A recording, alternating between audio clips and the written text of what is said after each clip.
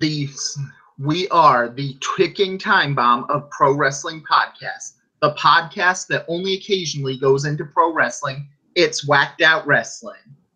Hi everybody, this is Thomas S.K. Green, and with me as always is my teammates Joey the Caveman and John Roche, and we are here on Whacked Out Wrestling. What's up? How you doing? Okay then, and this is one of those weeks where you really can't ignore the big news on this one, and let's go with it in the most nice, kind way to say it. Brie Bella up and waste someone. Well, that's girl power for you. Kind of way on this one with we send our thoughts to Liv Morgan on the concussion on this one and say, what the fuck were you thinking on this one? She knocks her out on her feet with the yes kicks, and they keep the match going, including a triple suplex. What the fuck? One of those impromptu things, I guess. I mean, so they say the show must go on, so the fair thing would have been for one of them to go to ringside or leave the ring and make it a tag match. Now it begs the question about the Riot Squad. If Liv Morgan's going to be out a while, do you call Shayna Baszler up to be part of them? Honestly, the big benefit of this one is that apparently the Riot Squad were not happy about this one, which is a plus because the Riot Squad had seemed like a thrown together team, and things like this are the moments where you realize this is a good unit right here, and there's at least some benefits to it. There may have been the jokes about why did you turn three people heel for no reason, or why did you exactly copy Absolution the next night with goth punk girl, with cute blonde, with angry brunette woman? It's the same thing. And of course, how they support the gay meat community. So the gay community? No, the gay meat community. The gay community is AJ Styles. Oh, right. Yes. Well, I mean, I think it was just a case of they wanted Raw to have their own girl gang and SmackDown to have their own girl gang. I used to call the Riot Squad the Slut Squad, and I used to call Absolution the Bitch Brigade, so... Check your privilege. What? Check your privilege. What do you mean, check my privilege? This is a more socially acceptable podcast, remember, so... Okay, what do you want me to do? Bleep it out? Call them the Ant Squad and then the Ant Brigade? Possibly, yes. So, but it was still one of those where it wasn't even just the generic one. It was the fact of how blatant the two teams were exactly the same. Well, I mean, they were heels. That's why, I mean, if they're heels, you could call them things like that. Well, I'm not talking about that part. That's part's over and done with. I'm just talking about how they basically made the same team on both shows. Right. I mean, I have to imagine what Paige thinks of all this. I mean, this is her house. Yeah, but she's on SmackDown, and her house is the house that AJ Styles built, and usually SmackDown's traditionally Undertaker's show, so it's also his yard in that house. But I think the yard was taken by Roman Reigns. So. Right. And speaking of SmackDown, what'd you think that ending of SmackDown? And the ending being which part? Samoa Joe at AJ Styles' house, and it ended with Samoa Joe going, "Daddy's home," fixing to go in. Honestly, that would be. They are just taking this angle further and further on it, and that's really been the problem with most of these. On paper, you should have Samoa Joe, AJ Styles, and AJ Styles, Shinsuke Nakamura, and they should have been so good. But they found the writing to make it so bad for it. I mean, there's a level of, your wife and kids don't like you being on the road all this time, without going straight to, I'm going to do things to your family on it. Maybe the swerve could be Samoa Joe pulls a Raven and takes AJ's kids and wife. Honestly, the problem is that I believe AJ Styles lives in Gainesville, Georgia, and not Milwaukee. No, Samoa Joe doesn't live in Milwaukee. Oh, okay, I get it. The Aiden English, Lana, Rusev deal. Yes. So what do you think? So what do you think it's going to turn out to be? Like English and Lana bumped uglies? Honestly, the big theory is that on paper, people have checked out what times a Rusev had ever wrestled in Milwaukee. And twice in it was 2014 when Rusev and Lana were together. But one time happened to be right during the Rusev and Hot Summer versus Lana and Dolph Ziggler thing. So it could Ziggler's busy. Yeah. So on paper, it could simply be, in kayfabe, Lana cheated on him with Ziggler during that time. But as per the Ross and Rachel code, they were on a break, so it wouldn't really matter. Ross and Rachel. Yeah, I haven't watched any more Friends since Talking. Just like a few clips here and a few clips there. But yeah, Ross and Rachel was like the couple, right? Yeah. And remind me, like, okay, one question. Like, Lisa Kudrow, who played Phoebe, what was the deal with her and the Ursula character from Mad About You? Were they turned out to be twin sisters? Yeah, they did. Yeah. Oh, like Ursula is more of an airhead. Well, it was basically they covered it up, the fact that she was on both shows, by saying, "Oh yeah, she's my twin sister," and considering they both took place in New York, and it was during the 1990s where every show on the same night at the same time were in the same universe as each other. That made Seinfeld was in the Friends universe. What? Seinfeld was part of the Friends universe. What? Seinfeld was part of the Friends universe. I believe they may have done some things in this with crossover episodes. NBC used to love crossovers during the must-see TV era, so it wouldn't shock me. And now UPN, I'm sorry, CW, called them UPN. Now CW loves to do joint shows with their comic shows. Yeah, but at least with the comic shows, it makes perfect sense because, well, they're all in the DC universe, so we already know they're in the same universe. Just as long as they don't start doing crossovers with Riverdale. Honestly, Riverdale's not a bad show. Yeah. I know, but it's not DC. Besides, they're in Marvel continuity because of Archie versus the Punisher. South Park's new episode, Cartman seemed to rip off Jughead from that show, meets the 13 Reasons Netflix show. Yeah. Plus, using the Tommy Westfall theory on this one, Archie is in the same universe as the Punisher, but Punisher is in the same universe as Batman. So therefore, Batman's in the same universe as Archie. All I know is I would have loved to have seen an ICP Archie crossover. Well, they had a Kiss Archie crossover, so that's kind of close. I don't know. I just could picture. Well, now Twisted and ICP have beef, so I would have pictured some story ending with Twisted singing "We Don't Die" at Riverdale High for some dance, but we can't have that now that Twisted and ICP have beef. Yep. Unfortunately. Anyway, I was gonna say, what happened to did Angel's new show get canceled? Which one? Angel, David Boreanaz had a SWAT team or SEAL team show. Did that get canceled? I don't really know. I haven't watched most TV since I cut the cord, so. Right. No, I just noticed like a couple weeks ago he had a show on last season. Like he was playing a Navy SEAL, which it just hasn't debuted yet. It's supposed to debut next week. Oh, Wednesday. The guy goes from playing a pretty boy vampire to an FBI agent to a Navy SEAL.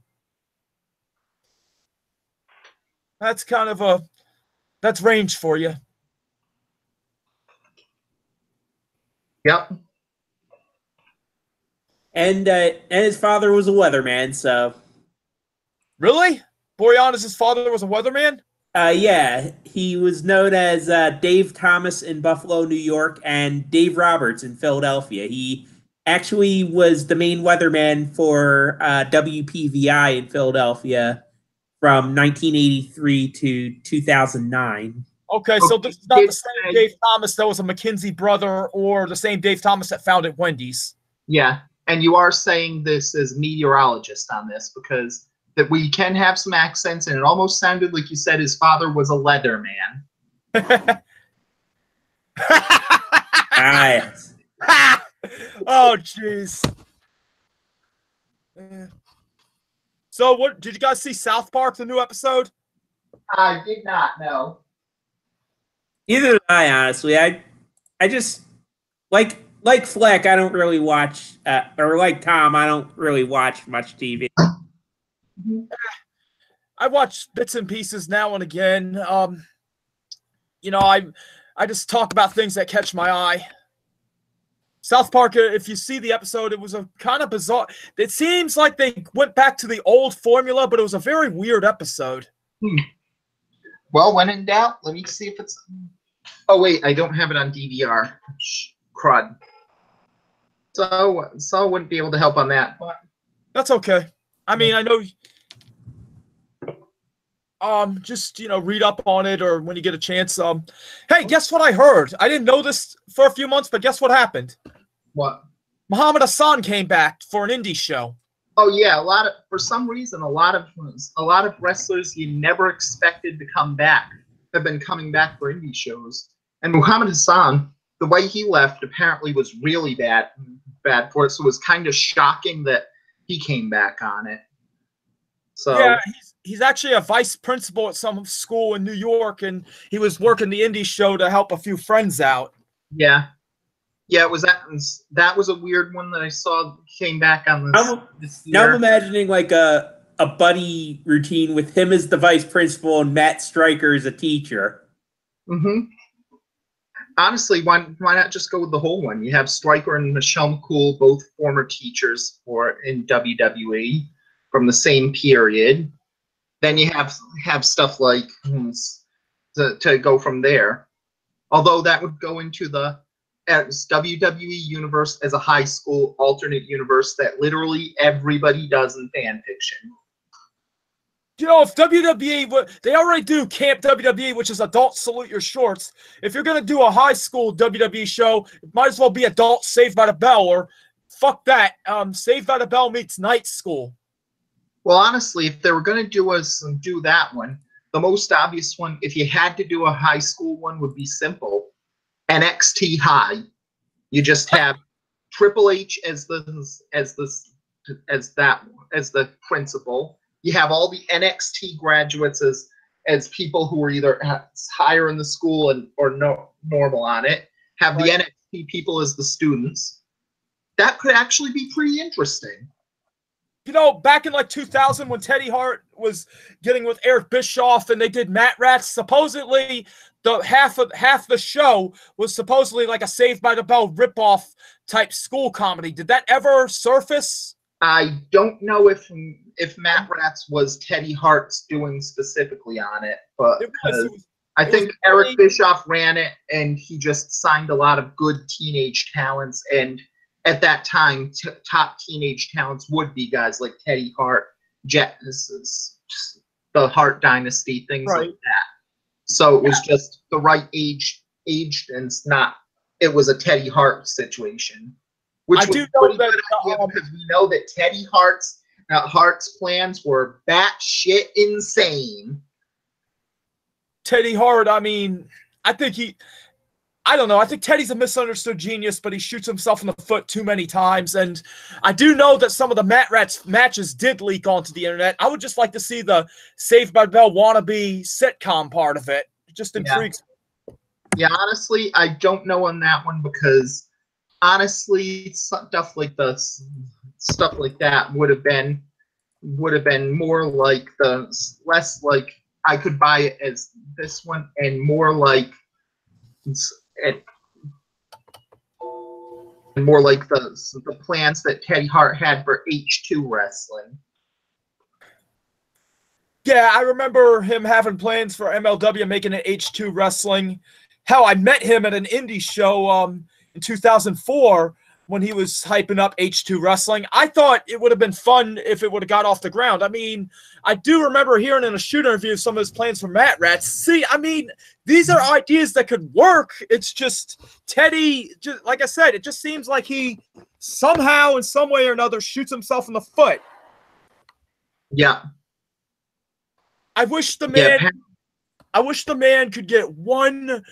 I wish the man could. I mean, I know he's been signed like 2 or 3 times to WWE. I just wish he'd get signed and it would stick. And let's see him do something. yeah, I mean, right now, I think he's in AAA.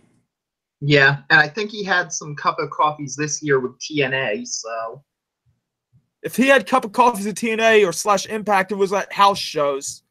yeah, yeah, either house shows or at Twitch shows. But I think I remember Teddy Hart being announced for Impact shows this year. So Oh, I mean, and considering that they are filmed, their headquarters is Toronto, would make sense. yeah, yeah. Though at least headquarters being Canada would be the same thing as if you're based in Calgary and you're based in Toronto. Those are kind of far from each other. Oh, I know Yeah. that. No, I didn't mean it like that. I know that, Calgary's away from Toronto. I'm just saying he's got kind of an in. He's got kind of got an in right there. Yeah.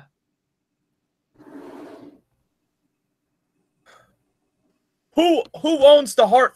Who owns the Hart House now? Anyway, was it some non-fan? Last I heard, I thought that they tried to give it to they made it a. Let me check on that. Okay, cool beans.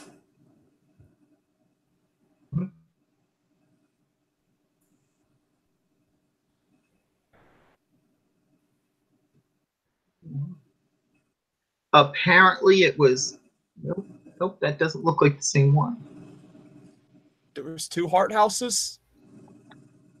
Apparently, yes. Yep. Apparently, there's a restaurant in Ipswich, Massachusetts. That's way far from Calgary, Tommy.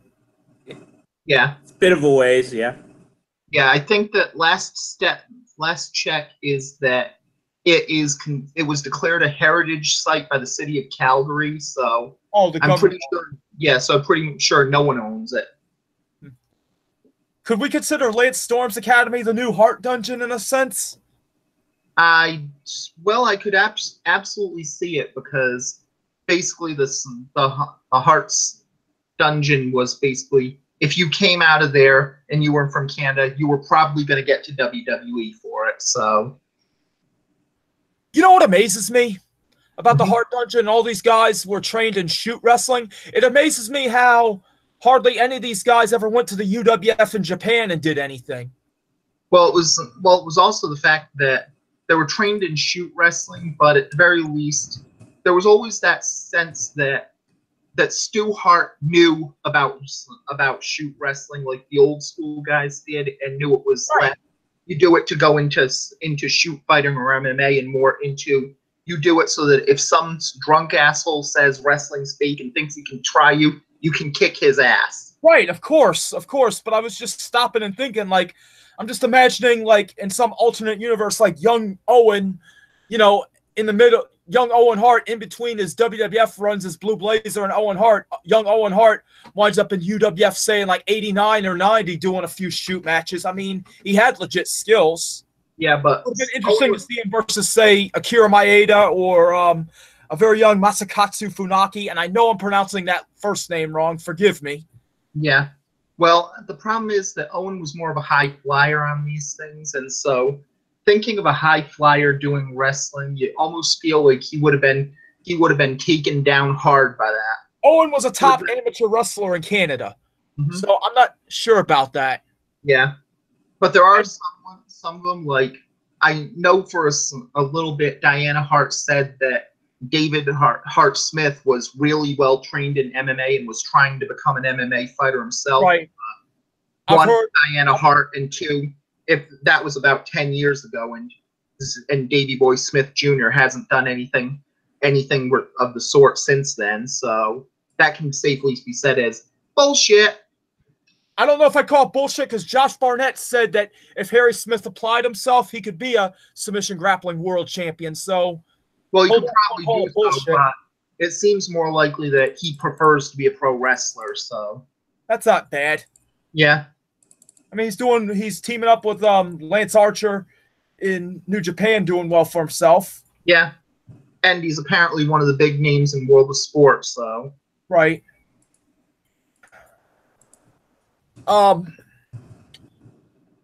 So yeah, pretty much. What was the deal? Did it seem very fake how Ziggler and McIntyre were trying to stir Dean Ambrose into believing that the Shield are against them? fake nothing. This seemed like the first time WWE used since 2005 when he turned face the "You're Ric Flair" speech on someone. 2005? Well, think of it from 2002 to 2004, 2005, when Evolution, or he was the manager of Triple H, and like every 3 or 6 months on Raw, someone would go up to Ric Flair and say, "What are you doing? You're Ric Flair. You're the greatest of all time. You shouldn't be hanging out with Triple H. You should be a great legacy like you are on this one." And Evolution for me seemed like, sorry. And Flair would pretend he was going to do something, and you thought he was going to turn face and give Triple H what he had coming to him. And always Flair would go back to Triple H's side. They would attack, and it would continue on from there. And that seemed like what the Ambrose versus Ziggler and McIntyre thing was this week, where it was just them reminding people, "Hey, wait a minute, you're Dean Ambrose. You're a former world champion. You're just as good as these guys, too. You deserve to be in the ring as much as they do." Yeah, they're trying to stir stuff up. And getting back to Evolution, I always thought Evolution was Four Horsemen cosplay with Triple H being Ric Flair and Ric Flair taking the J.J. Dillon role. Well, of course. But was Tully Blanchard. That was one of the secret things of the whole Evolution era on it, where it was always Triple H deciding to be Ric Flair. It was right down to, wait a second, Ric Flair had a really good run with Rick Steiner. I'm going to have a storyline with Eugene and try to do like Flair versus Rick Steiner was. Yep. You know, it's kind of funny. Like, it seems like in the 2000s, Triple H was trying to do the whole like 80s NWA thing as like the focal heel of the promotion. Kind of like how in mid-90s WCW, at least when he was face, Hogan was they tried it with Hogan turning it into like 80s WWF with Hogan as the focal face. Mm-hmm.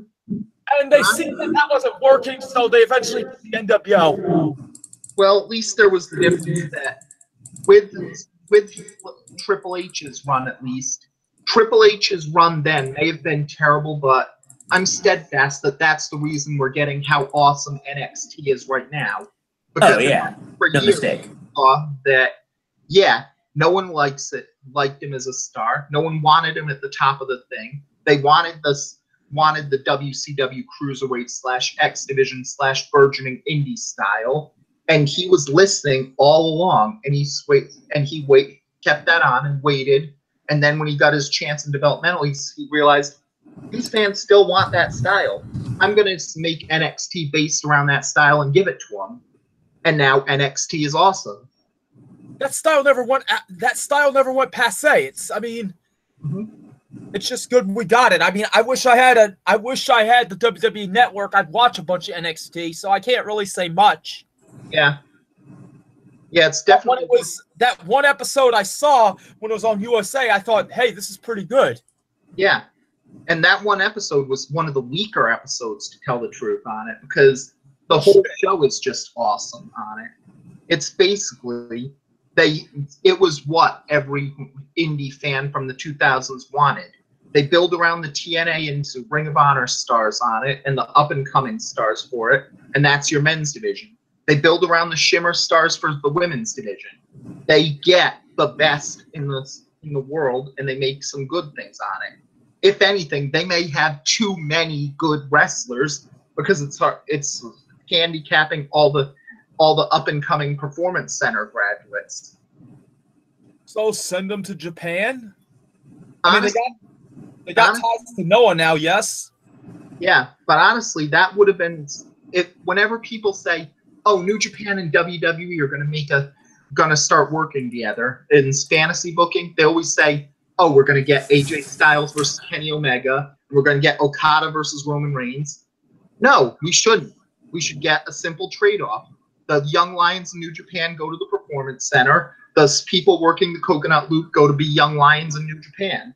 Yeah, Simple absolutely. as that. And but they're tied with Noah now, not New Japan.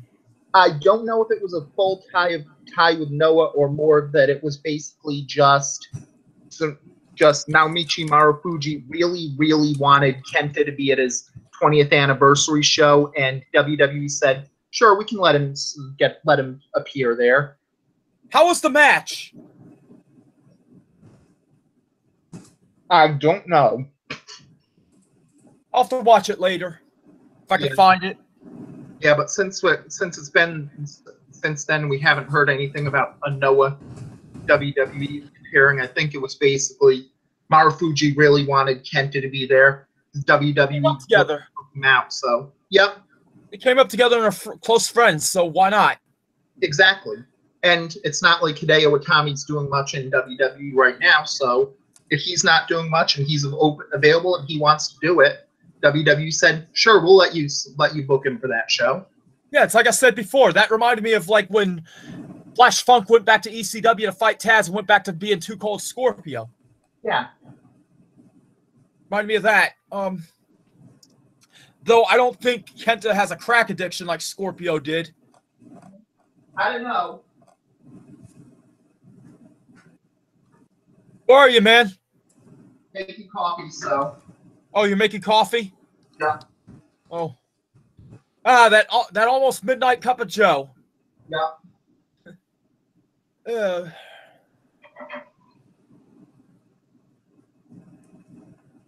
There's an Adam Sandler joke somewhere in this. Hey, Roach, you there? Yeah, I'm still here. Got any thoughts? On Noah, honestly, it's I don't really follow a lot of the Poro stuff, so basically Okay. I don't really have much in the way of thoughts on that. Fair enough. Just, yeah,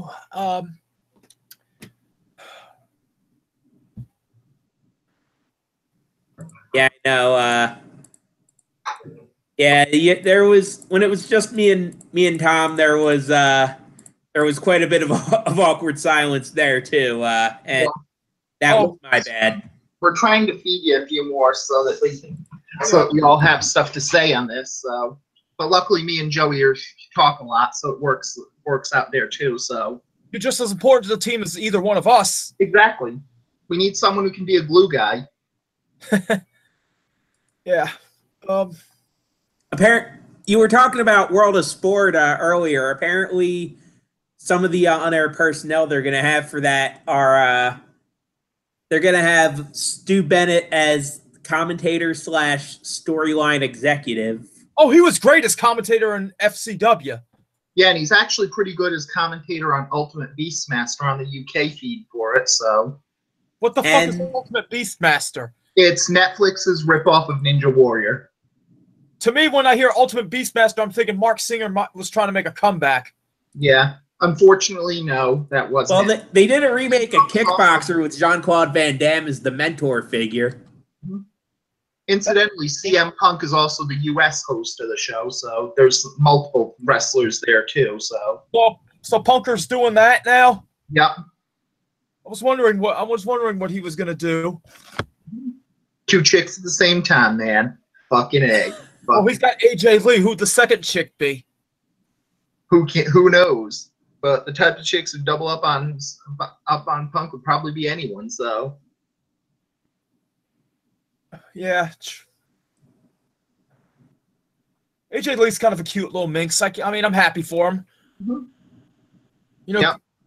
And I mean, if she's a cool girl and he's a decent guy, I mean, if they get along well, more power to Good him. for them. Yeah. Yep. I wonder Have they talked about having kids? I don't know, but I read the book, and I'm not sure if that would go through just from the book at least. So Why is AJ can't AJ have? talked a lot about her struggles with mental illness and her not wanting to be like her family in it. So Right. mm-hmm. So yeah, AJ said she came out as bipolar in the book. Yeah. Bipolar is a very hard disease. I mean, a very hard mental illness. I know a lot of people that have that. Unfortunately, some of them took their lives. And, you know, I mean, not to go off topic, mind you, but we need to put more money into mental illness in this country. Yeah. In the United States. And that's really the thing on it, where whenever they have things like mass shootings, they always say, oh, ban all guns, ban all guns. But they don't focus on put more money into mental illness. Make it so that it's inexpensive to get a therapist. Make it so that it's inexpensive to get the mental help you need. Right, right. I know, like it. Go ahead, Roach. I think it was like in the 80s when a lot of the mental health infrastructure wound up getting like delegated down to the state level, and a lot of the states, of course, probably couldn't afford it quite as well as the federal government could. Yeah. That's honestly a big part of all this, I think. It's also a little bit weird on this one because the state reform on it versus the government one, on the one hand, it was a problem where the states can't handle it as much as the federal government can, but on the other hand, it's a weakness because the federal government handled it by making insane asylums and just throwing anyone with mental illness inside there. And that was its own problem because you had all those asylums closed, and that led to the homeless epidemic. Oh, yeah. And then a lot of the mentally ill wind up in prison, too. So it's like instead of putting them in mental hospitals, you put some of them in prisons. Mm-hmm. That's not right. Yeah. I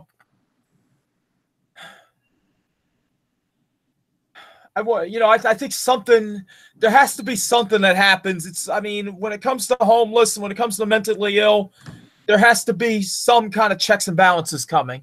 Mm-hmm.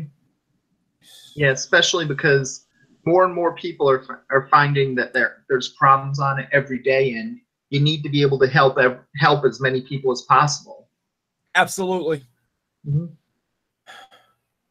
Part of it is the lack of. Part of it is how over time people have forgotten what families are. I mean, I don't know about you two. I mean, but I don't know about you two. We're all about the same age. I was blessed to have a mother at home. I was blessed to have a stay-at-home mom. I was one of those kids that actually had a father and we could live off one income. I don't know, but I know a lot of people my age, they had both parents working, and they were raised at the time by babysitters and TV. Now you got these kids being raised by the internet. Mm-hmm. Yeah, and that's also the problem because with the internet, at least with TV, you kind of knew that, okay, they're being raised by TV shows, but there's not going to be anything that bad that's going to be on a TV show. Worst you're going to get is advertisement for toys, and they're going to want that, or an advertisement for junk food, and they're going to think food is love or stuff like that. But those are bad, but they're not as bad. Now with the internet, they're being raised on porn, they're being raised on racism, they're being raised on all the things you don't want them to be raised by. Yeah, I mean, shit. A lot of the porn sites they say like you have to be 18 or over to see this. I mean, like that's gonna stop little Johnny or little Jane, 12-year-old little Johnny or little Jane from saying, "Oh yeah, we're 18, duh," and they go ahead and do it. Yeah, I know that when I came of age, just as the internet was starting, you have to be 18 for this. No, did not matter to me on it. I was getting on them for without problem on it. And in addition, if you're that age and you do say those ones, you can find plenty of places where you don't have to be 18 to go on. The funny thing is, I remember back in the day, Leisure Suit Larry, and they asked if you're 18, and they're like, "You're not 18. You have to solve these questions. You have to answer 5 questions." I remember that. And oh my god, I mean, I was playing Leisure Suit Larry when I was 12, and sometimes there were nights where it took me like 30 minutes to just start a game because I'd always miss one of these questions. And it was funny how they'd go, "You're a kid, shame on you for playing a family-friendly game like this." Mm-hmm. That was, Leisure Suit Larry was hilarious. Yeah. It also had one of the quickest game overs ever, apparently. Yeah. What was that? You just walk out onto the street from the first. Oh yeah, yeah. I don't know. Then, There was a few where the first thing they asked, do you want to take this adventure? And you can say, no, okay, go on your way. We'll find someone else. I think Super Paper Mario did that. Yep. Like a few but thou musts, but then when you said no enough times, they just said, all right, fuck it then. Yeah. Yeah, I know that Akiba's Trip had a pretty low one where you could say, I want the action figures. Nope, I want the action figures. Just give me the figures. Nope, this person's just focused on the figures. Let's find someone else who can be in our experiment. Game over. Huh. Mm-hmm. So there are some few quick endings they're nice and fun for it. So right. But yeah, going back on topic, I mean, it was like that. But then, I mean, what year were you guys born? 83. 80. Roach? 80. You were born in 82? No, just 80. That's what I mean. 80 as well. I'm sorry. Yeah, I know it. Okay. Yeah. So apparently, according to the Chinese New Year, we've got a pig and a couple monkeys talking. Yep. Hey, we're the monkeys. Mm-hmm. And I'm the one who gets lost all the time. So that was a good show. I remember watching the monkeys all the time on Nickelodeon as a little kid. I loved that show. I even had a hat like Mike Nesmith. Yep. I wore that as a little kid for a while. I even wore it to bed at times. Yep. And then they came back and I didn't see Mike, and supposedly he wanted to do his own thing, and then he went on to be one of the guys that did tape heads. I think he was a producer or something. It was not just those ones, but basically remember, Nesmith's mother was really rich because she invented liquid paper, and so he had liquid paper. Yeah, his mother invented liquid paper. Okay. Yeah. Whiteout. Yeah. Right. Oh, okay. Gotcha. And so he had a huge nest egg because of that. So he used it to make. He actually was the person who made pop clips first beforehand, and that was basically the start of MTV right there for one big. Very good. Yeah. And incidentally on it, we tried to make the first video album on it, and one of the videos on it had this one bodybuilder in it, and Vince McMahon said, I want that bodybuilder. So he couldn't get that bodybuilder so he got a guy who looked like him. Wonder what happened to that Hulk Hogan dude anyway. Who knows? I heard he just became a surfing bum in Venice Beach. Yeah. I heard he did porn. Mm-hmm. Yeah, and he embarrassed himself on that too. That's why, like I said, he just became a surf bum. Oh no, the difference, you got to remember, Hulk Hogan has a 10-inch dick. Terry Bollea does not. So it wasn't embarrassing. So how big was okay, we know about Hogan's dick. How big was Batista's? Apparently that's the world may never know. I'm gonna take a shot in the dark and say it was 8 by 8. Well, rumors say that it's from checking on those, and the greatest pecker checkers on Reddit, that's similar to how big they think it is. Supposedly Scorpio, Too Cold Scorpio, they said, had a big one. Yes. Virgil had a big one. Well, we don't know if Virgil had a big one on it. Virgil's claimed he did, but it was always claimed on Virgil claimed he had a big dick, and he got his job with WWF by unrolling it on the desk of a booker. Okay, about funny dick stories. How about supposedly during the Cauliflower Alley Club, Allegedly, during one of those meetings, Brian Kendrick was teaching people how to suck their own dick, and I'm trying to think. I'm trying to think of who walked in and lost their lunch. I can't remember who it was, but it was a legend. Mm-hmm. Lanny Poffo? No, it wasn't Lanny Poffo. I can't. Yeah, he would know the better form for it, apparently. London, or not London. I mean, Kendrick was talking about this during the first London and Kendrick shoot. I remember that. Mm-hmm. But that just is he one of those conspiracy theory guys too? Oh Kendrick, yeah, yes. Holy hell, he is. Yeah, they actually gave him a full shoot interview dedicated to just talking about all his conspiracy theories. I remember that. Yeah. So Roman Reigns isn't the only Holocaust denier in WWE. Roman Reigns is a Holocaust denier? No, it was just a sign that was at a WrestleMania once. Oh, good Lord. Yeah. Because remember, kids, you can claim that someone denies the death of 6 million Jewish people if you aren't entertained by them in a wrestling ring. Oi. I gavolt. Yes. Why can't they find a... There used to be, like, such better fandoms out there, like Steven Universe. Yes.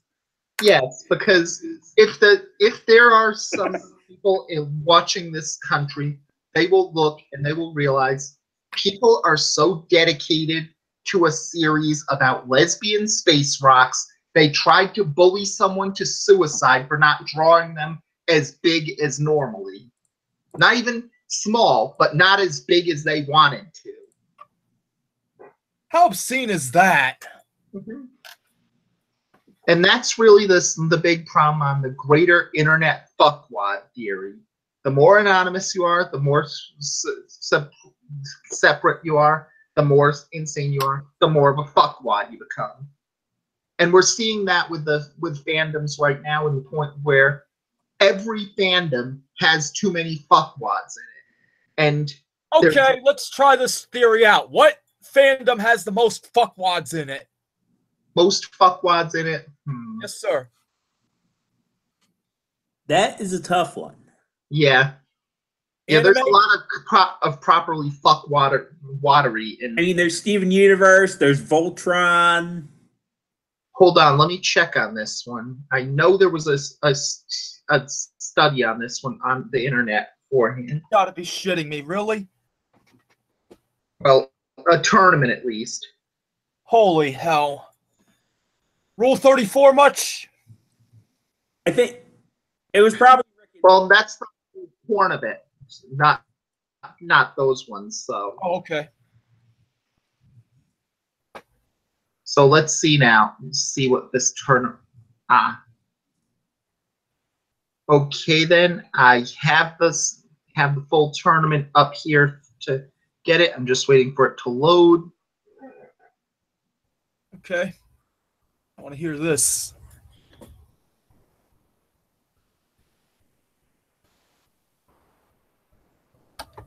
Okay, the tournament rounds for each one. First round was Disney fans against Hamilton fans, and Hamilton won that match. What's Hamilton fans? Fans of the play Hamilton. How the hell would they beat Disney? Because Disney fans are probably less insane than they are. Yeah, DC comic fans versus fans of PewDiePie, and PewDiePie's fans were worst. How many groupies do you think PewDiePie's gotten? No clue. Gilmore Girls took on Harry Potter, and Harry Potter fans were worse. Harry Potter won, you said? Yeah. EDM. Harry Potter's tolerable. Gilmore Girls was ass. Yep. EDM fought Game of Thrones, and EDM fans were worse. EDM's basically like updated Euro techno, so I can't complain about that. Yep. Fans of Marvel took on fans of Mark Maron's podcast, and Marvel fans were worse. Who's Mark Maron? The comedian. Oh, okay. Joe Rogan fans were worse than Steven Universe fans. And I think that was enough. I have no clue why that would take place. Joe Rogan has a podcast, apparently. It's a very popular podcast. It's huge. Yeah, but worse than Steven Universe we're talking about here. Dude, Rogan is a big conspiracy nut, and he's the commentator for UFC. I can definitely buy this. Yeah, but worse than Steven Universe is Yes. Easily. Tried to have a fan artist kill themselves for not drawing it well. I don't care. That had to be. You're friends with Jordan Peterson, and that means you're evil and stuff. It's bullshit to make him beat Steven Universe in round 1. Are you insinuating Jordan Peterson fans was on that list? I'm insinuating that people who hate Peterson gave Rogan the win because of that one. Oh, because okay. they know I'm not really seeing Jordan Peterson in any of the brackets on this one, though. So yeah. That's not. Yeah. The Office fan base beat Judd Apatow's fan base. And the Bachelorette fan base beat Beyonce's fan base. Ladies and gentlemen, I think we found the winner. Yeah, that is a big upset if Beyonce's fan base was not out of the first round, to be honest there. Yeah, I bet you the Bachelorette won that. Continuing this first round, Quentin Tarantino's fans are worse than fans of This American Life. Quentin Tarantino, a lot of his movies, except for a couple of them, are pretentious as hell, so I can get behind that. It was probably a really close victory. I think he might have won by a foot. Yeah. Fans of Minecraft were worse than fans of Arrested Development. I'm guessing that's the TV show and not the rap group from the 90s. I don't know. Arrested Development. Another place, take me to another. That's the one. Yep. Fans of Pod Save America were worse than Super Mario. What the hell is Pod Save America? No clue. Apparently it's a podcast. Yep. Fans of Fish were worse than fans of Wes Anderson. You mean the band Fish? Yeah. And speaking as someone who went to Goddard College, which was one of those important ones, I absolutely see why they passed into that one. Did Fish do a couple songs for SpongeBob? I don't know. You know, I remember my brother getting into Fish back in when they were first starting out, and I did not see the fan base coming at all. And the funny thing is, my brother was a big Iron Maiden metalhead and shit, so who would have thought he'd get into Fish, right? Mm-hmm. Fans of the Kardashians. You bastard! Yep. Fans of the Kardashians beat fans of Dungeons and Dragons. I take it back. There's your winner. Fuck The Bachelor. Fans of Doctor Who beat Call of Duty fans. And I'm not sure how early that one was, because that surprising Battlefield didn't take over Call of Duty from the fan base going insane there. Right. I think it might have been before whatever the Battlefield 5 controversies. Yeah. Fans of Rick and Morty were worse than fans of Breaking Bad. I've never really watched Rick and Morty. I am the one who knocks Morty. Mm-hmm. Is it true Rick and Morty is as pretentious and as people say? It is pretty pretentious. Yeah. It's South Park if it disappeared up its own ass. I've heard that it's the Big Bang Theory for people who don't like the Big Bang Theory. No, I don't think it's I think that Rick and Morty is more like it's South Park for people who are too autistic for South Park. And I speak. Yeah, people talk about how you have to have a high IQ to get the jokes. Yeah. We've all heard that one. That really sounds like people that have their heads up their ass. Yeah, because you have to have such a high IQ for things like, I'm Pickle Rick. Well, you really needed to understand what it truly means to get swifty. Yes. Fans of the Nolan brothers beat fans of Survivor. Nolan brothers? No clue. Oh, the only Nolan brothers I can think of is like Owen Nolan, a hockey player, if he had another brother. Yeah. That's the only. I think it might be related to Christopher Nolan, Hmm. Okay. both figuratively and literally in that case, I guess. Fans of The Big Bang Theory beat Minions fans, and that is a shock because anyone who's been on Facebook knows that there's way too many Minions fans who are terrible. I see a lot of fucking soccer moms online having fucking clit hard-ons for the Minions. Hmm. Well, of course, they think it's how they can react to and get in touch with their kids because Minions was the last movie they took them to before they became teenagers and stopped liking them. Pokemon fans beat. Sorry for the X-rated remarks there. Yep. So Pokemon beat The Simpsons in it, which No! makes Tim Burton fans beat Stanley Kubrick fans. So seems like it makes sense there. Interesting. Fans of Kanye West beat Final Fantasy fans. Wow. WWE fans beat The Room fans. And there's your wrestling quota for the podcast. I was waiting for that to come in. James Bond fans beat Tim and Eric fans. Real Housewives fans beat Sonic the Hedgehog fans. With how Chris Chan has bastardized Sonic. Really? Well, you got to see all the Real Housewives OCs. Yeah, but at the same time, there's also the fact that Sonic became furry porn so slowly. It's like we never noticed. I'm one of the few people that actually like the Adventures of Sonic the Hedgehog slapstick cartoon better than the Saturday morning cartoon. So, yeah. I hate that hedgehog. Mm-hmm. Scratch and Grounder and Bebop and Rocksteady were basically preteen Beavis and Butthead. Yeah, it was interesting that they just got Jaleel White to do both the real show and the Adventures show for it. So he did a good job. There was also a third one called Sonic Underground, and he actually did triple duty for that one. Yeah. Who did he play besides Sonic? Sonia, Sonic's sister, and Manic, Sonic's brother. Yeah. Surprising on it. I don't know why everybody decided that Sonic would sound like Urkel, but it really worked. It did. Supernatural fans are worse than Radiohead fans. Scott Tenorman is not pleased. Mm-hmm. Drake fans are worse than Chapo Trap House fans. Oh, why you gotta hate on the King of Toronto? Mm-hmm. Woody Allen fans are worse than Stephen King fans. Why do you gotta hate on the Wood? Yes. Cumtown fans are worse than Last Pod on the Left fans. Wait a minute, stop. What's the name of that first one? Cumtown.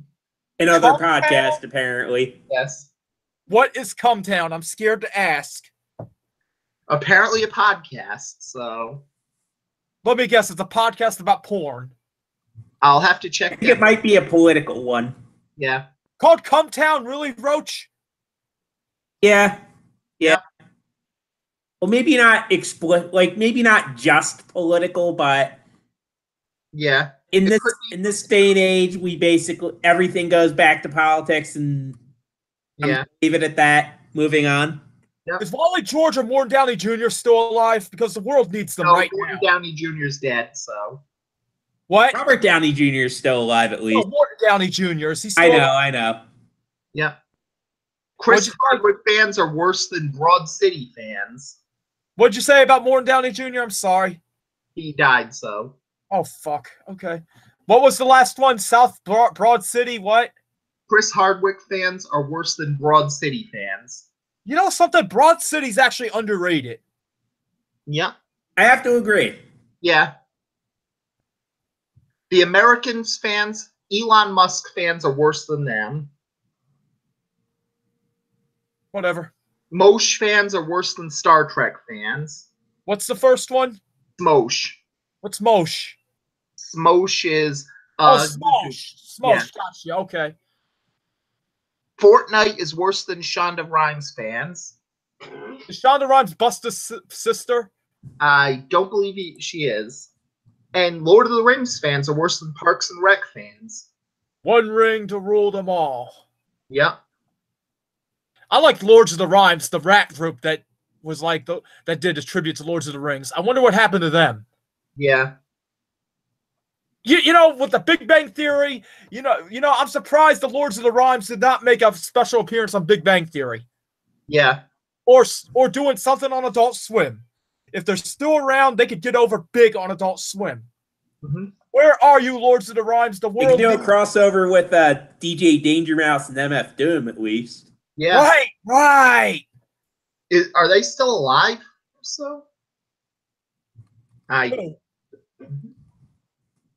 Who's still alive? MF Doom and Danger Mouse. So. I think so. I don't know. I haven't heard anything indicating otherwise. So. Yeah. Continuing the second round of them. PewDiePie fans were worse than Hamilton fans, so. Yeah, that's about right. Harry Potter fans are worse than EDM fans. That's close. That would be like a 7-game series in basketball. Yeah. That last-minute Expelliarmus stuff. Yeah. Marvel fans are worse than Joe Rogan. Oh, wait. Joe Rogan fans are worse than Marvel fans. That's an upset. Yeah. The Bachelorette fans are worse than the Office fans. So. Calling it now. They're going to win. Yeah. No, I take that back. Kardashians are going to win, but... Yeah. Tarantino fans upset Minecraft fans, surprisingly. Wow. Did they tell them they had to go to bed? Yeah. You know, I never played Minecraft. Yep. Me neither. Pod Save America upset Fish fans in this one, and I do not know how that could happen. Dummies. Kardashians fans lost to Dark.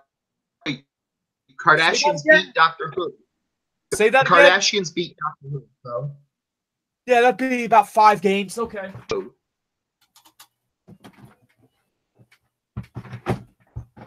You there? Yep. Okay, go on. Okay. As I said, Kardashians beat Doctor Who. Rick and Morty beat the Nolan brothers. That's about right. Yep. Big Bang Theory beat Pokemon fan in this one, so. Kanye West fans beat Tim Burton's fans. WWE fans beat James Bond fans. Yes. Supernatural fans beat Real Housewives fans. Hey! Yep. Woody Allen fans beat Drake fans. So. Wow, the Wood laid the smackdown on the King of Toronto. Mm-hmm. Chris Hardwick fans beat Cumtown fans. I do wonder, out of that poll, how many of the people answered, who the hell is Cumtown? Yeah. Elon Musk fans beat Smosh fans. So. Wow. And Fortnite beat Lord of the Rings. Lord of the Rings down. Unbelievable. Yep. Third round, it was PewDiePie beat Harry Potter fans. Wow. Yeah. Ouch. Well, it's at least Harry Potter fans are, well, they're pretty sane for it and not fans of a virulent racist fuckhead, so. PewDiePie's a derelict racist fuckhead? Yeah. Yeah. What did he say? Well, that's one of the very common in YouTubers. We're one of the few ones that that will come out and say being a Nazi is a bad thing.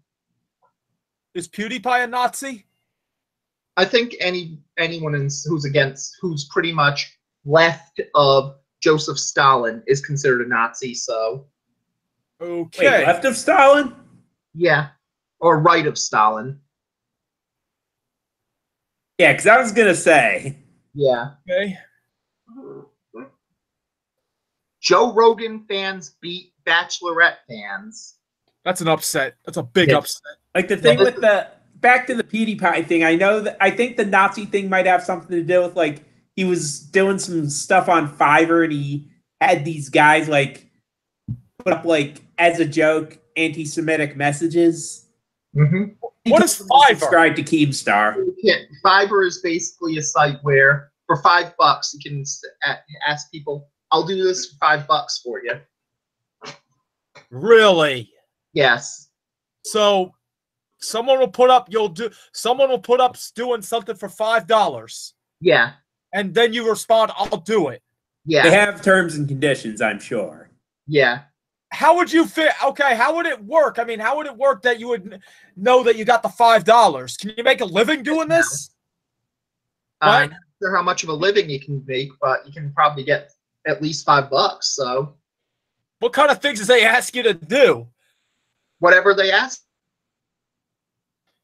Interesting. Go on. Continuing on, though, Tarantino's fandom beat Pod Save America out in that round. Makes sense.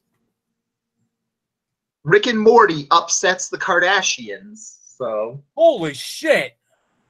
well, Rick and Morty is a potential winner on this one, so I could see it. But look at how many fucking douchebags like the Kardashians. But look at how many losers, douchebags like Rick and Morty.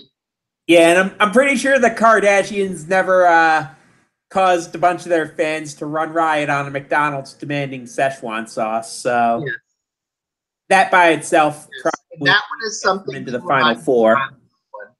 Rick Sanchez would not. Basically, a joke on one of the episodes was that Rick Sanchez said his goal was he wanted the Mulan Szechuan sauce from 1998. And so the fans, since they have no mind of their own, decided we want that Mulan Szechuan sauce too. To the point that McDonald's brought it back, and when they didn't have enough of it, to give them all their sauce for their little tendies, the Rick and Morty fans went insane. Ladies and gentlemen, groupthink for you. Yes. We remind you, Rick Sanchez would never stand in line for hours and throw a tantrum over not getting Szechuan sauce. Because is Rick Sanchez's nickname the Dirty? Possibly. Because that is not something he would do in order to be an individualist and in those things. Standing in line and throwing a tantrum over sauce over a joke on TV is something Jerry would do. And if you're a fan of Rick and Morty, you know how bad that is. Who's Jerry? The dad. Yeah. What? The dad on the show.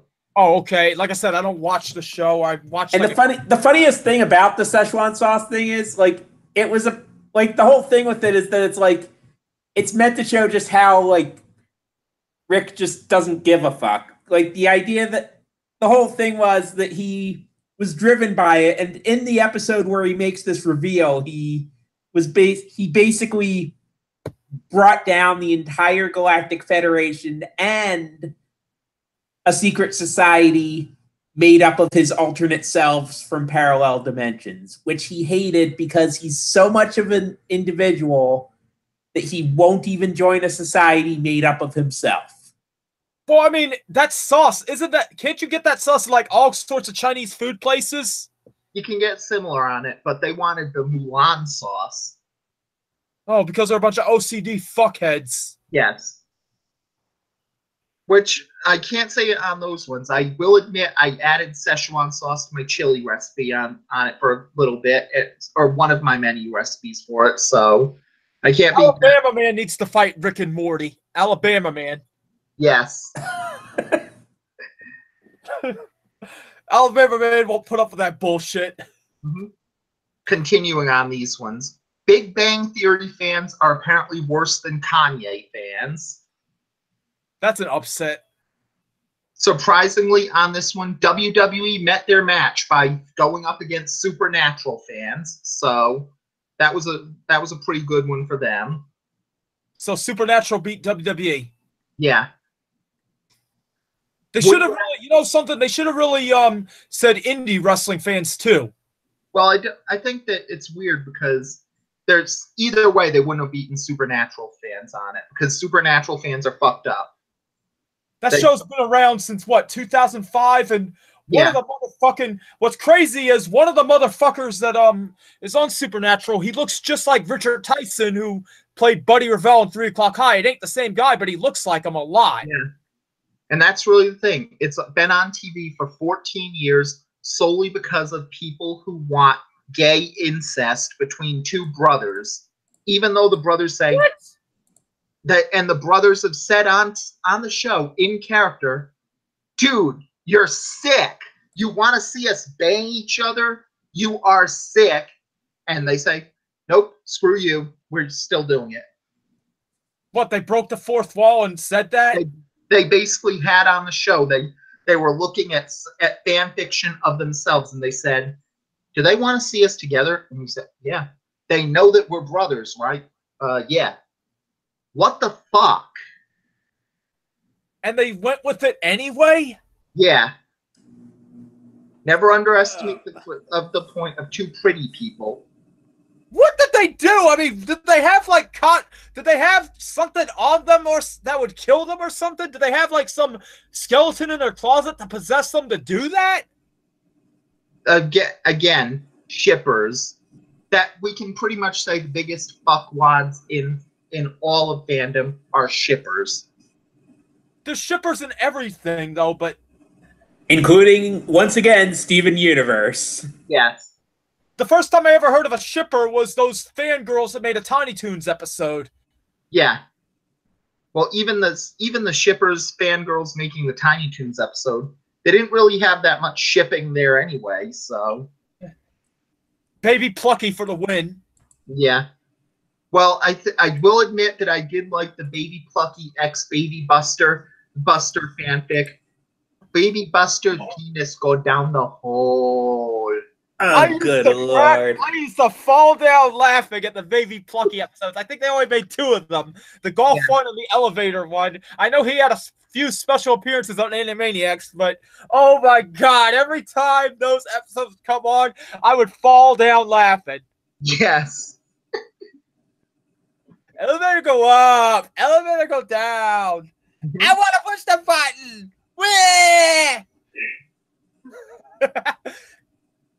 No, you don't push button. I push button.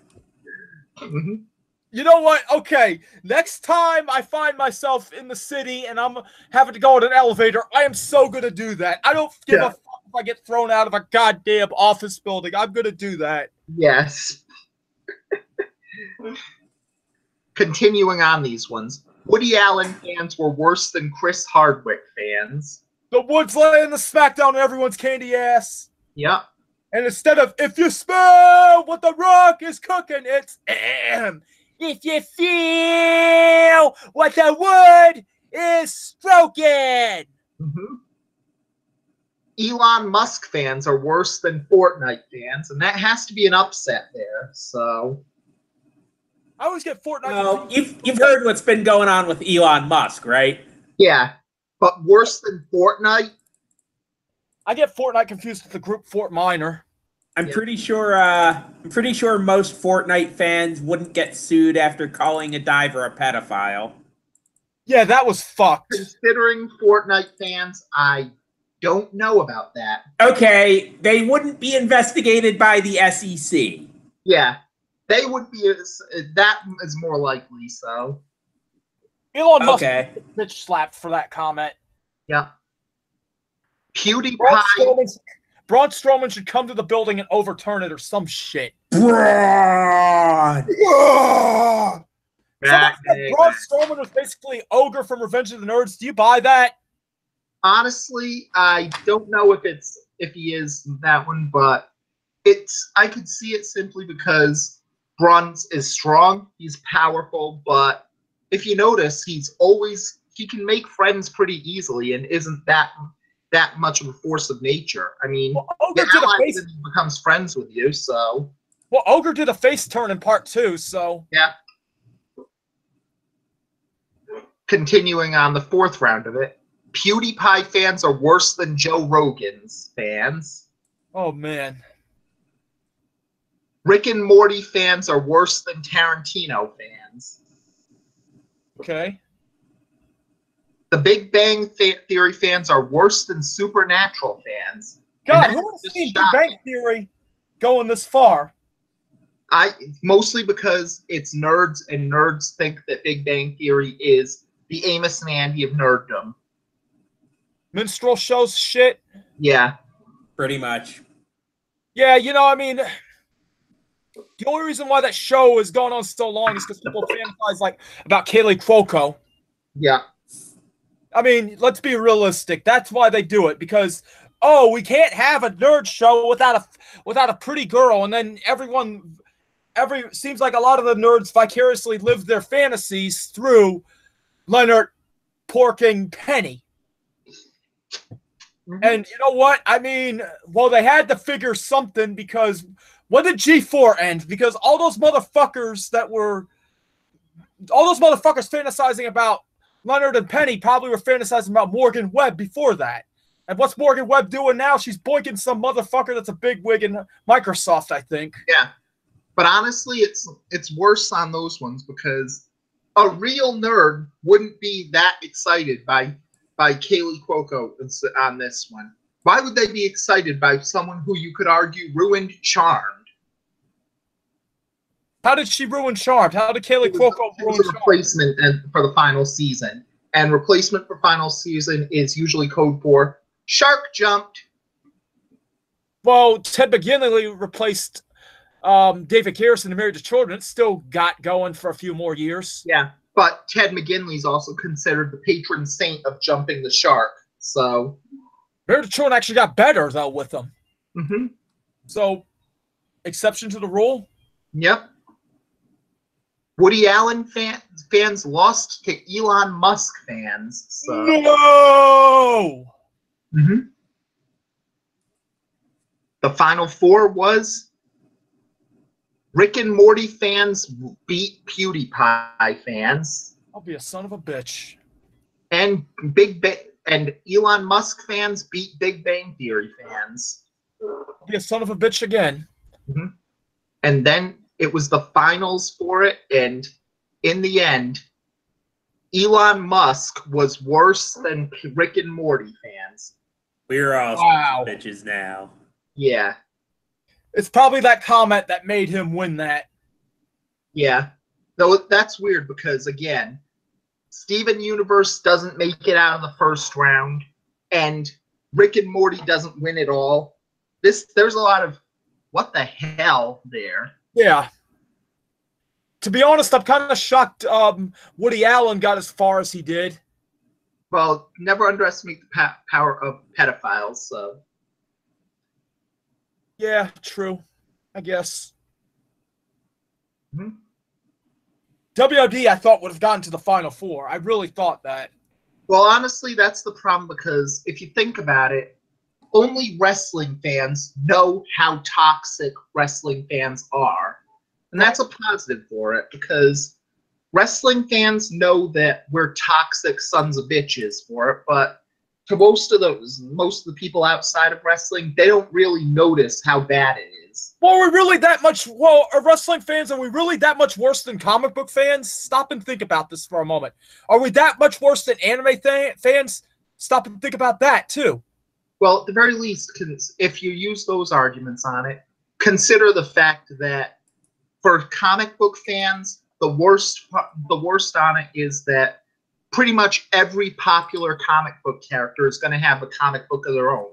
So there isn't that incredible sense of urgency that a wrestling fan has. Like, for instance, if you don't like that Batman gets the push in DC Comics, and you're more of a fan of, say, Superman, one of the Legion of Superheroes, for example. If the Legion of Superheroes have their own comic book, they have their own comic book. They're seen as big heroes there, and it doesn't really take away from the Batman comic books. You can say, okay, I'm not reading Batman. I'm going to go and read my Legion of Superheroes, and everybody's happy. Going back to Kaylee Cuoco, did she do Charmed before 8 Simple Rules? No, I think it was 8 Simple Rules, then Charmed, then Big Bang Theory. What did she start out doing? Did she do something before 8 Simple Rules? If I'm not mistaken, so. She what? I think 8 Simple Rules was the first one, if I'm not mistaken. Yeah. Mm-hmm. Meanwhile, my cats are being grouchy to each other. Yeah. Yeah, They'll do that sometimes. yeah, they get bitchy when I'm on the computer not paying attention to them. I just seen Oogle jab my cat Thomas. Yes, I have a cat named Thomas. No problem. But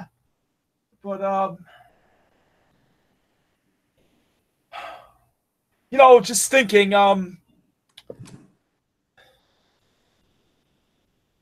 when did G4 end? When did G4 I think and it was Tech Team? When did they? 2012. So What? I think it was 2012. So But there were okay, yeah, it was 2012. But weren't there a few years where they basically went away from their gamer fandom, basically became Spike TV Lite? yeah, I think that was from 2008 on or so. But it was really circling the drain from 2010 on. So Not to think about it, I mean, that whole G4/Tech TV culture, that was basically the prototype for the YouTube and online culture we see today. yeah, yeah, but it's honestly a little bit weird because with G4 it wasn't so much that the problems on it because G4 was all about video games, but it wasn't negative about video games either on it. Where you had stuff like X Play where they said, yeah, women and men can be talk about video games perfectly normal. What of it? There's no problem. They Yeah, I had was things gonna say, like they sorry. had they had things like they could put anime, they could have other things on it and say, yeah, all this stuff is perfectly natural and there's no problems either way. It didn't get to the Game Master show up on G4. I don't think it did. So. It would have fit perfectly. And yeah, anyway, what got me was the whole cultivation of the herd and propaganda. The whole propaganda about, hey, here's a pretty girl on Morgan Webb. Pretty girl likes video games. To me, that just seemed like the culmination of the whole Revenge of the Nerds stuff going on from the 80s on. I mean, I know that sounds kind of odd. I know it sounds kind of jumbled. Forgive me for that. But I mean, Webb to me, Webb was an attractive girl, but she eerily enough looked like a real life version to a degree of Princess Lana from Captain N. That's why I kind of asked about if Captain N showed up. I don't think so on it, but really, I don't think it was exactly those problems as much as it is my own personal greater acceptance theory of fuckwaddedness. And this theory is simple. In every group, in every fandom, in every acceptance movement, in every single thing known to man that's a separate group, there is a certain subsection of incels in it. And eventually, those incels are going to dictate the narrative of the whole group. And when they do, inevitably the group will go from, why are these things happening? And why are these things happening? And all the same points that they have to, why can't I have sex with anyone I want to have sex with? The world should force them to make them find me attractive so I can have sex with them. And once that happens, the whole group spins. Revenge of the Nerds did a lot of that propaganda back when it came out. Yep. What? Look at the scene where and look at we were talking a few weeks back about Weird Science would be a horror movie. What about Revenge of the Nerds? What the fuck would that be, considering that scene where they do it on the moon? Of course. Also a horror movie. Yeah. How would it not be a horror movie? They made it a plot point that the nerds got revenge on the sorority that went through on that one by sneaking in, taking nude photos of them, selling them and distributing them to everyone, and then raping the head of the sorority in this one through them not knowing who it was. And the excuse. Yeah, that would be absolutely fucked up if that happened. That would be Elliot Roger level shit. Yeah, the funny thing is, I always saw the edited version. Then when I finally saw the unedited version, it showed the scene where they were talking after it, and the nerd made the excuse like, see, that's why nerds are good in bed, because all jocks think about are sports. Mm-hmm. What the fuck? Yeah. I mean, I want to see someone say that to Giselle. And watch Tom Brady just fuck their shit on up. Mm-hmm. Well, judging by how the Patriots are doing this year, you might not be able to. So, Patriots are doing bad? They aren't doing as good as usual, but it's the Patriots, so the How rule many is games have never been played count so out far? touchdown Tom, so How many games have been played so far? 3. And they're what, 1-2? I think so. Call me back when it's like week 14 and they're struggling to make the playoffs. Yeah. So like I was saying, let's see some douchebag nerd try that shit on Giselle. Watch Tom Brady just slit his throat or something. Mm-hmm. Or wring his neck, like Homer Simpson. Yeah, I don't think that'll happen because he learned from Aaron Hernandez for those things, so. Tom Brady's actually a cool dude. Yeah. Tom Brady, see, there's a difference between Tom Brady and Troy Aikman. Troy Aikman was a douchebag overrated QB that was riding on Emmitt Smith's coattails. Tom Brady can handle his own business, and he's a cool guy. Yeah. And they're both California dudes, so what the hell happened? Mm-hmm. Same as, I don't know on those ones, so. Anyway, Revenge of the Nerds did a lot of that propaganda, and you talk about incels being in every culture. When I was a little kid, I was big into sports, but I was big into anime. I was big into cartoons too. And you know what's funny is when you're a little kid, nobody gives a fuck. Yeah. But then when you get to middle school, everyone laughs at you for liking it. And I'm like, hey, I'm sorry I didn't get the memo that we're supposed to be miserable, overbearing douchebags because we became teenagers. Yeah, and honestly, that's less about those ones and more the fact that if you give a junior high school kid anything to make fun of you with, they're going to use it to make fun of you. If you don't give a junior high school kid anything to make fun of you with, they're going to use it to make fun of you. They are good at finding exactly what you're concerned with and using it for them.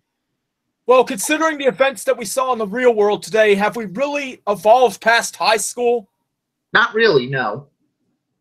Yeah. when it's the thing, like you don't really like a lot of the time you don't really grow out of it. You just sort of like have other stuff basically, I guess for lack of a better term, crowded out. Like I guess would be a way to put it. Like you start having like real, well, not like to suggest that high school problems are fake, but like you have other issues come into play. Like you have like, a job, you have a mortgage or rent. Mm-hmm. Right. Yeah. And that's really the same thing on it because there's just too many other things going on for it. So what's the end game with all this incel bullshit, really? What's the end game? I think the end game is apparently they hand every incel a 14-year-old virgin sex goddess who's every human being on the world wants, but somehow has eyes only for them personally, and that they get them. So essentially, my goddess for real? Basically. Only worse because at least my goddess, say what you will about Keiichi, but he was a pretty good guy, so. Keiichi was a cool dude. Yeah. Keiichi was... That series was done very well. Yeah. It just and that was... Didn't it? Yeah. I think it might have, but it's still one of the cases where most of the people who watch harem animes don't realize the fact that these guys got their harems not because they were geeks getting the girls, but rather because they were actually really good guys, and eventually everybody noticed that they were incredibly good guys. Right. Well, that fact that also, if you look at doujinshi, every other guy in Japan was a homo. Oh. That was the rule of it. Every single one was a homo in doujinshis, and the hotter they were, the gayer they were. The incredibly hot fish shonen in the series frequently would go into random bathrooms into the glory hole like George Michael did. Is this where yaoi came from? I believe so. Oh, jeez.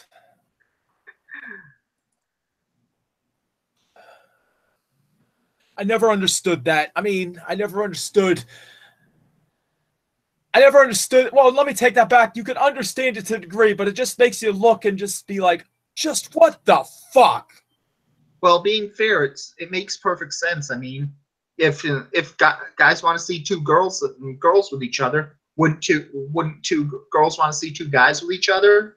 Friend of mine in college said something about this. He said, when it's two girls, it looks awesome, but when it's two guys, it looks like a couple utilitarians or utility vehicles or something.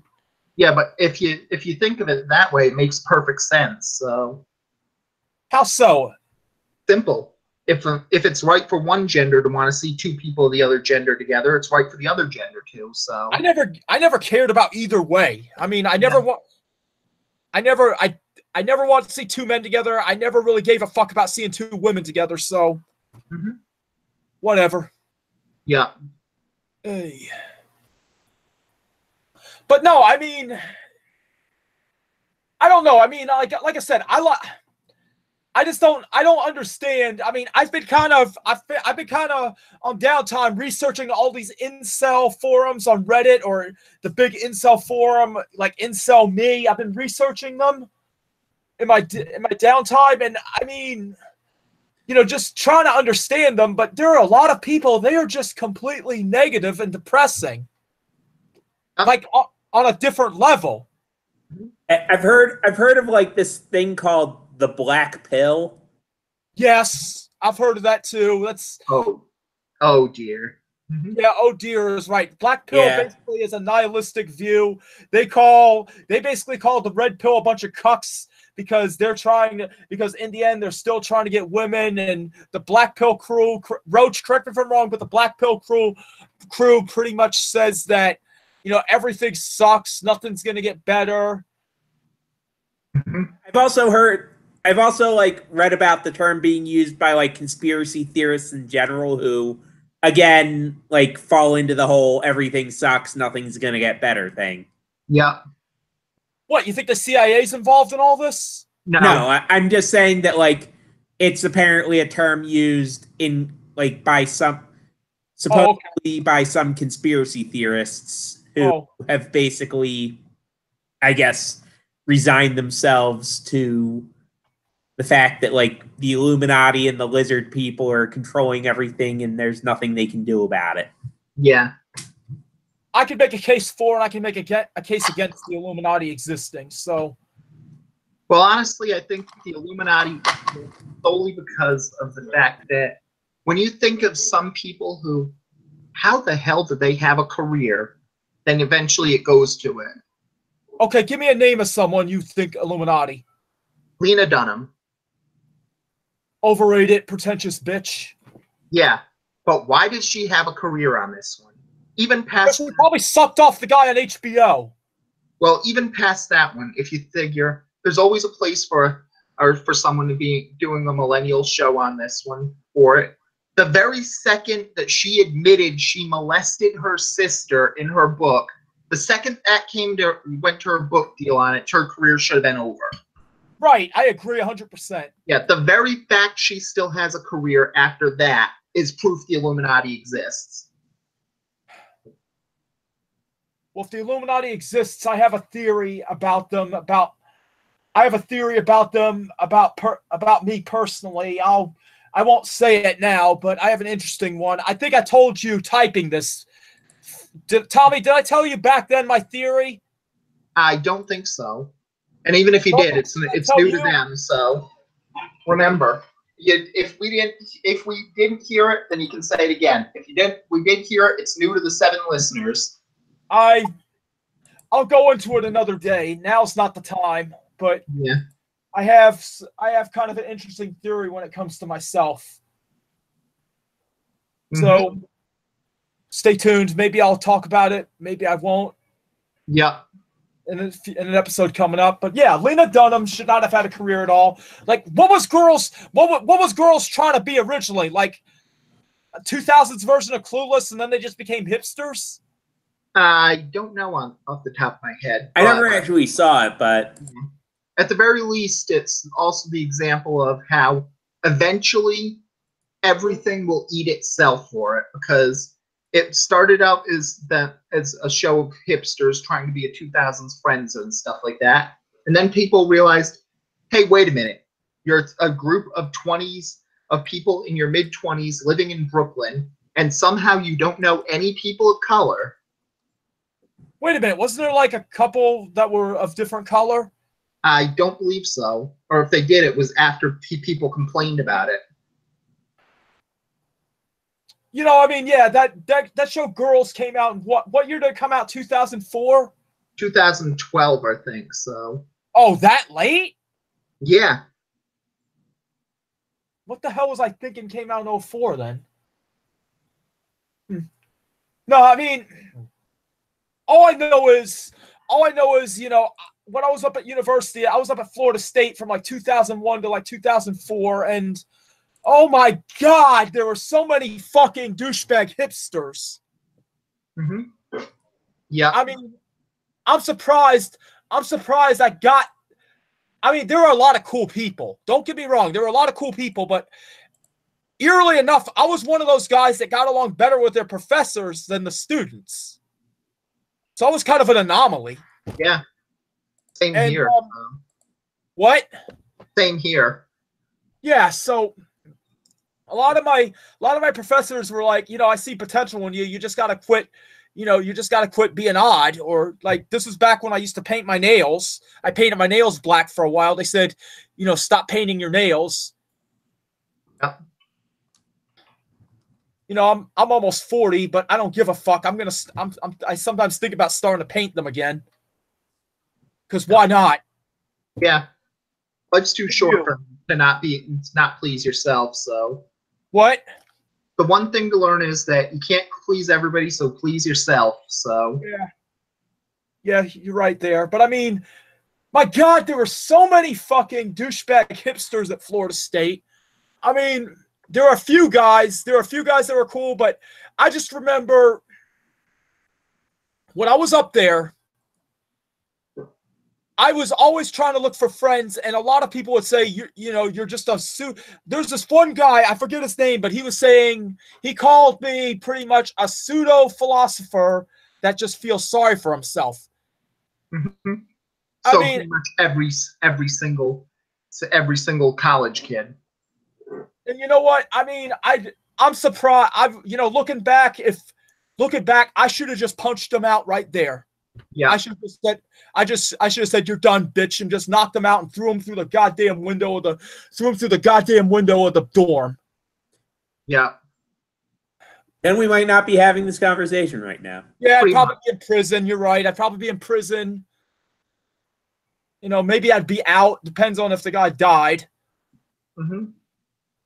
Well, at the very least, you probably could have had your rap career like Marky Mark did. So yeah. What would Killer Cross do?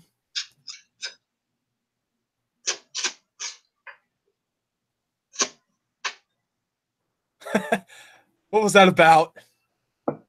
Nothing. Just eating. Oh, okay. I thought you were doing like a rap beat or something. Nope.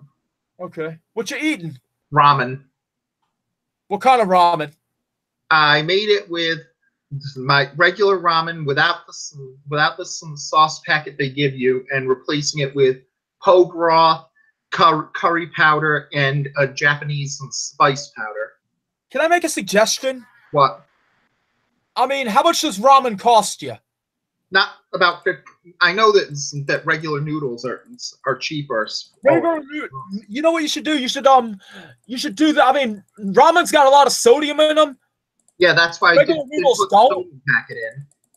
You know what you should try to do? This is what I do a lot of times.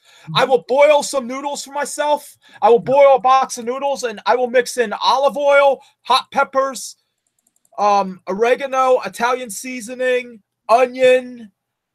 Yeah. I'm trying to think what else. Basil, sometimes garlic. Yeah. I highly recommend that. That's really good.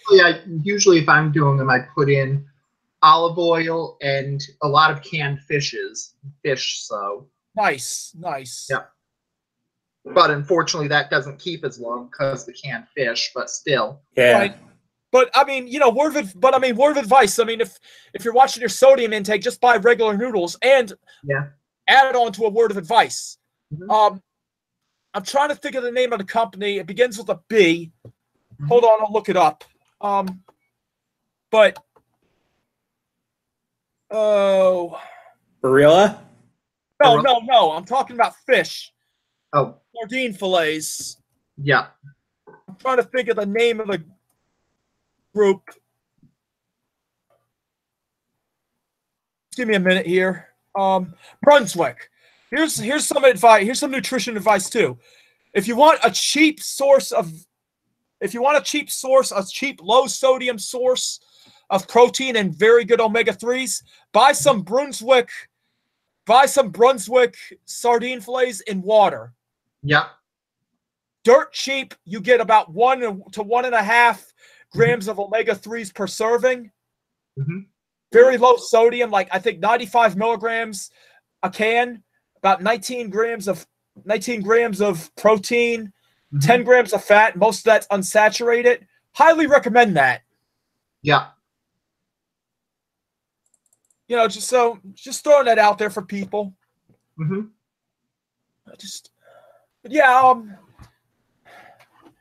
Now I'm thinking about my college years.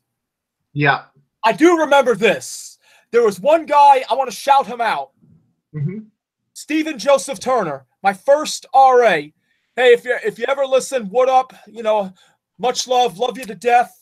There was times where we used to get together and we would play old 8-bit Nintendo games. Mm-hmm. And the game we used to love to play all the time was the original RBI baseball. And Yeah. I could remember by heart every one of the first and last names of the players. They always had the last names, but I'd always remember the first names too. And he's like, "How do you remember all this?" Mm-hmm. And I guess it was because back when that game came out, this is when I started getting into collecting baseball stickers. Remember when Panini had those yearly albums? Yeah. What? Yeah. Yeah, I started. Well, they still do, but not so much for baseball anymore. Well, I used to collect those when I was like 7, 8 years old, and then I got into baseball cards at 9. But I think that's how I remembered all the first names. And yeah, I miss those times. I miss those days. I mean, most of the time he used to kick my ass in RBI baseball, but if I ever can find him again, hey Steven, if you ever can hit me up again, hey Steven, if you ever want to hit me up, hit me up. Find me. I'd love to throw down RBI baseball again. I just wonder what happened to him. I hope you're doing well in your life wherever you are. Yeah. So, shout out to him. He was a cool guy. Yeah. All my roommates were cool except the first one. Mm-hmm. That guy and I, it was just both of our faults. There was stuff I did, there was stuff he did. I mean, I was an asshole to him, he was an asshole to me. I mean, honestly, I hope he's doing well too. Mm-hmm. All the other roommates were cool. Had a misunderstanding with another roommate, but he became an army guy, fighting for our country. I hope he's doing well. Mm-hmm. So, I don't know. Forgive me for rambling for so long about college. Yeah. Mm-hmm. It's cool. No like another good thing with the omega-3s. Like if you were mentioning olive oil, if you try I think if you try flaxseed oil, that's also supposed to be a pretty good source of omega. I'm kind of cautious about flaxseed oil because I've read that it can actually cause prostate problems. Well, okay, forget I said that then. I've read that. I didn't know. And yeah, that probably is a good thing since I was taking flaxseed oil as one of my multivitamins, so that's a good plus to know that. So what's good for and you could counter that by investing in some lycopene. Yeah. You can I think I have some with lycopene as well. So what? I think I have some with lycopene as well. So separate lycopene or lycopene in the thing? Lycopene inside a multivitamin. How many milligrams? I don't know off the top of my head. So. Okay, don't worry about it. Not important, but yeah. Yeah, I mean, that's good. Green tea is good as well. Mm-hmm. Yeah, but yeah, I remember reading a while back about flaxseed oil and prostate issues. I mean, I'll have to double check that. This was like a few years back. I read that. Mm-hmm. Um, I think yeah. So I mean, I just getting lost in track. It seemed like to me when I don't know, maybe it's just my own personal narrative, but it just seemed like to me when I was up at Florida State all those years ago, it just seemed like the people I encountered were like the prototype for all these hipsters and social justice warrior assholes. Yeah. Well, that's really the big thing on it, where even then it just goes to the case where the only problems with hipsters or social justice warriors is when they go into horseshoe theory, the ending up on it, with where if you're so dedicated to social justice, you feel the need to be a bigot, maybe you're not doing it right. Right. Someone said all these social justice warriors act like Mike from All in the Family. Mm-hmm. Honestly, I don't think so, because even then it was a case where just thinking that other people deserve the same rights as everybody else is not a bad thing. It's that when you say that the only way to truly give that, when you don't want to get equality, but you just want to win, is where you have the problem. Right. With all that said about school, I would love to one day go back and walk the campus one more time. Yeah, and that's honestly ties into That's a sim. Oh, and that ties into the earlier discussion of how things have changed for the fandoms on it, because for some reason everybody has gone past, no, we want to be seen as fine for what we like, and into, nope, fine isn't anything, we want to rule like a king. Goes back to the Revenge of the Nerds, where the nerds had all these problems for years. They got problems from the jocks. They got their revenge on it, and they didn't have the moment where the jocks end up working for them anymore. So then the internet came into play, and the nerds took over and had all the power here. And they ended up deciding, nope, we're just going to bully the jocks here, because at least then we're even. And that is bullshit. Here's a question. Would a reverse Revenge of the Nerds work today as far as a movie? I don't think so, because most of the fact that at least it's still the same thing in the real world, but it's in the cyber world that it's reversed. So you want a good example of an episode? You want a good example of a show that made the jocks the faces? Blue Mountain State. Yeah. Well, I don't know, because Blue Mountain State also made sure that they were kind of douchebags anyway, but they were douchebags with good hearts. So Thad was the douchebag. Alex was cool. Funny thing about Alex, Darren Brooks is a big soap opera star. Mm-hmm. And he goes from doing soap operas geared toward women to Blue Mountain State to back to doing soap operas geared toward women. Yeah. Alan Ritchson was Aquaman, who aka Thad, aka Alan Ritchson, was Aquaman. Now he's doing he's doing some new comic book show. I forget what it is. It's gonna be on CW. Mm-hmm. Fucking Chris Romanowski, who played Sammy, he was a writer and a director. He even directed some episodes of How I Met Your Mother. Mary Jo, aka Frankie Shaw's got some show on Showtime called Smilf. Yeah. So a lot of the cast have done well for themselves. But I mean, if you want to talk about them being douchebags, really Thad was the only douchebag, but Thad was a lovable douchebag in a way. Yeah. I mean, I love the series and I love the movie. I wish we could get a season 4, which would have Alex and Sammy's senior year. But considering the actors are now in their mid-30s, I think time's run out, unfortunately. Yeah, especially with a show about football on it, and the end game of it, where Thad got into the NFL, was pretty basically, what else can you do on it? Do you really want to see? That was the movie where he got to the NFL, and supposedly he got injured. So he got injured. That's why he bought the frat house. Mm-hmm. I mean, Yeah, because really, what do you do on that one? Do you really want to see a movie now where Thad is riddled with CTE and thinks he has the brain of a 70-year-old? the end of Blue Mountain State. Spoiler alert: the end of Blue Mountain State.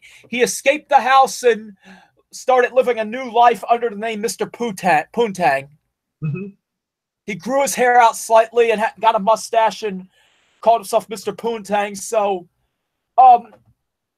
I know, like, the Blue Mountain State crew, I know, like, Derek Brooks was, like, 26, and Alan Richard was 26 when they first started doing it in 2010.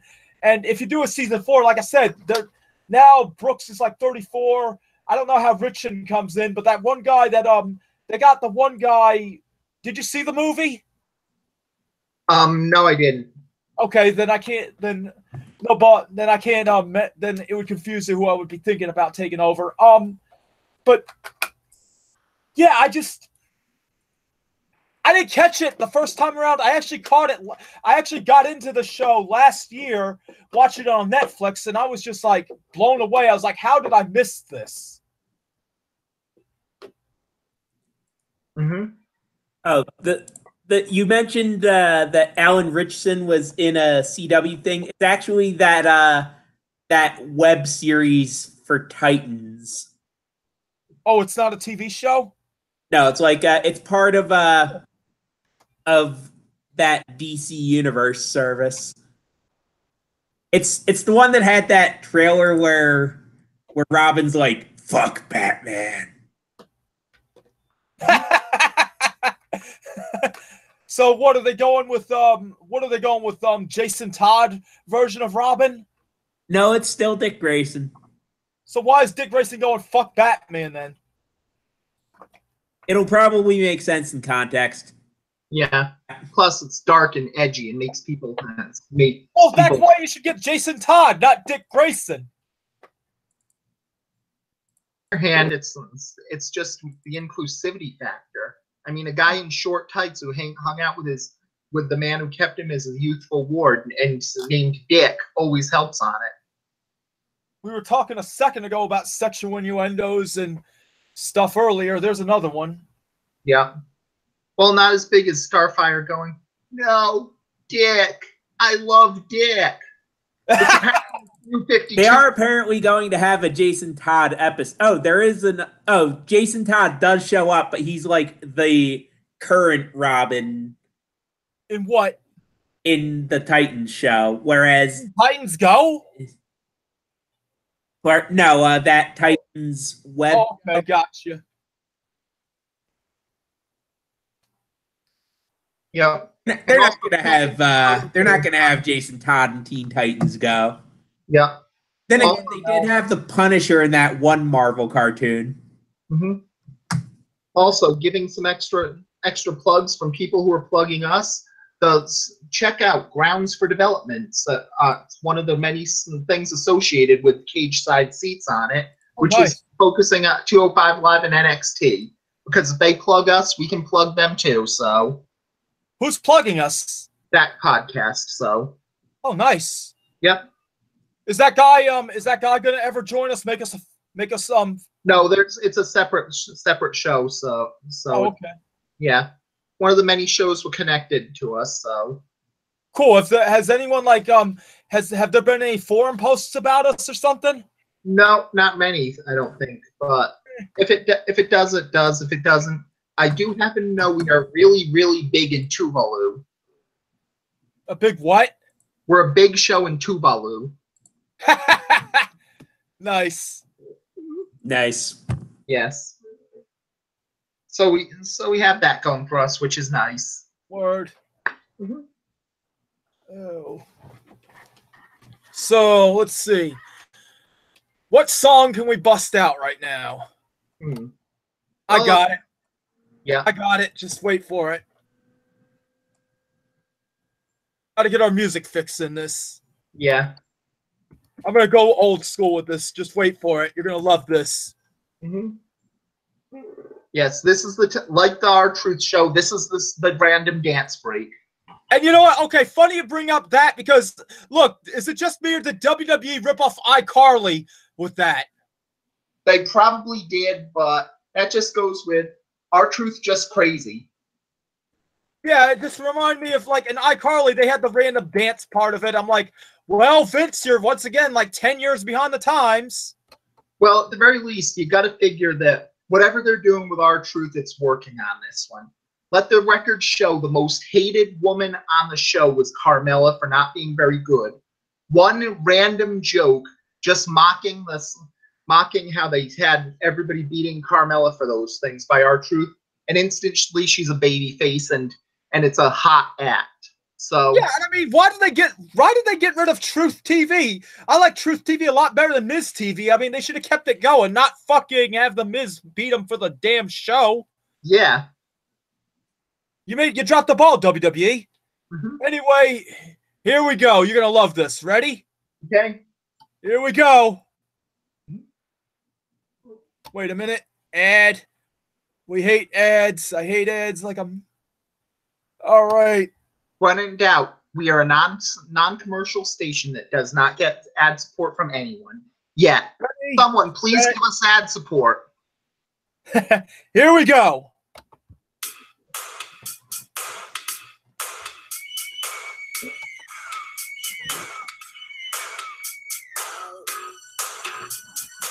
Keep up that music while I go do my laundry finished. So.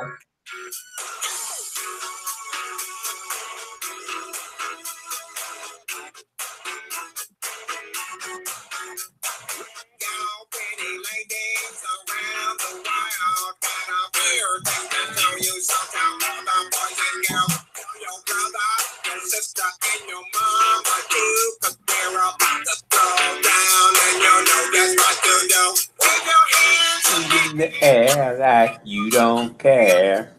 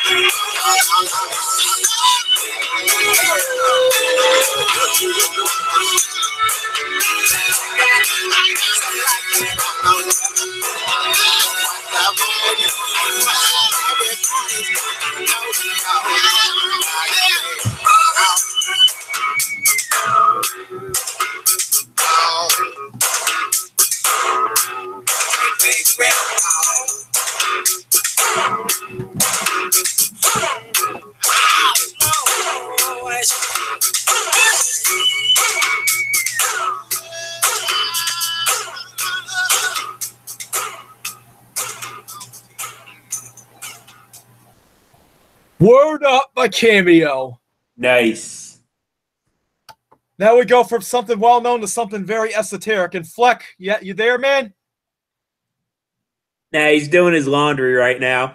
Oh, well, when he comes back, I got the since he and I are kind of fans of bubblegum, I got a perfect esoteric song for him.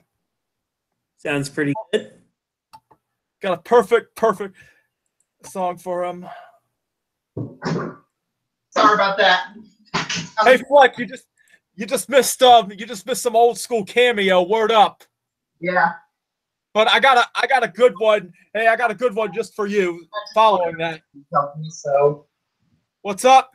Magic Dryer Fairies helped me, so. Apparently, someone put my laundry into one of the other ones and kept another thing going. So.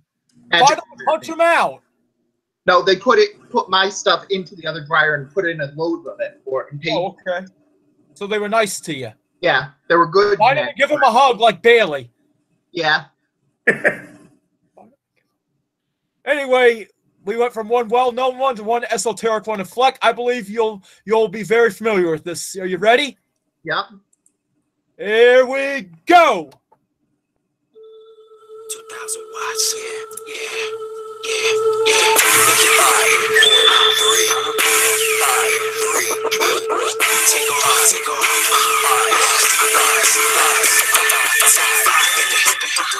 We wanna see you shake it. 2,000 watts, baby. We wanna see you shake it off. Take 5, baby. We wanna see you shake it. We wanna see you shake it off. So shake it off. Just shake it off. Take 5, baby. We wanna see you shake it. 2,000 watts, baby. We wanna see you shake it off.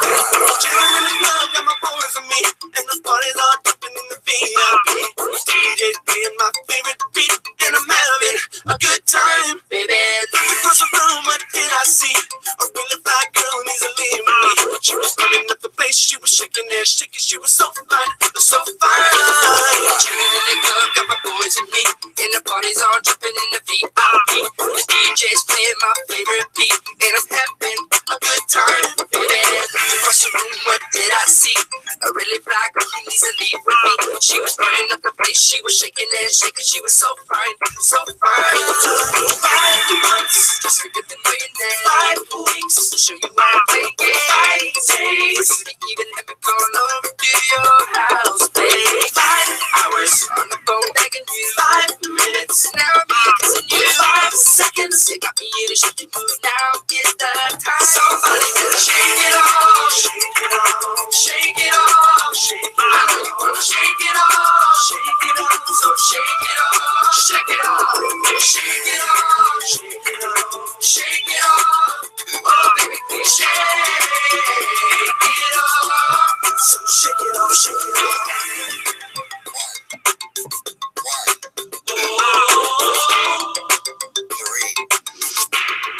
Shake it off. Now that we're alone, come show me how.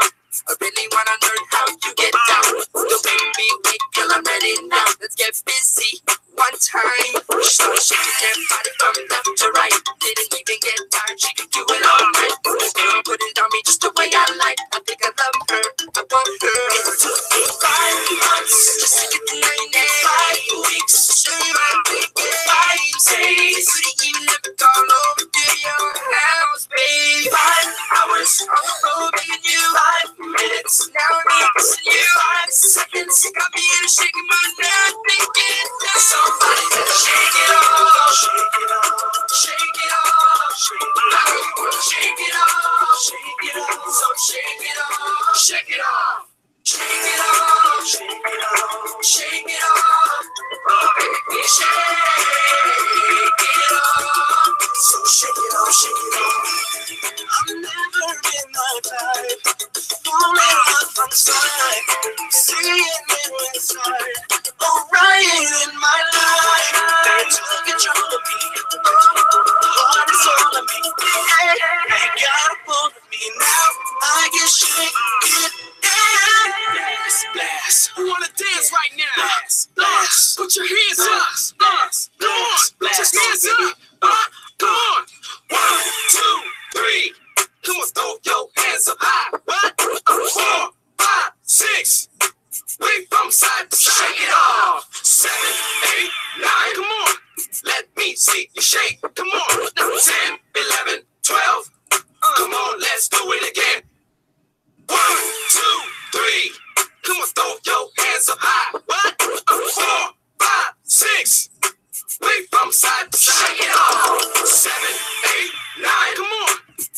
me see you shake. Come on, 10, 11, 12. Come on, let's do it again. Shake it off.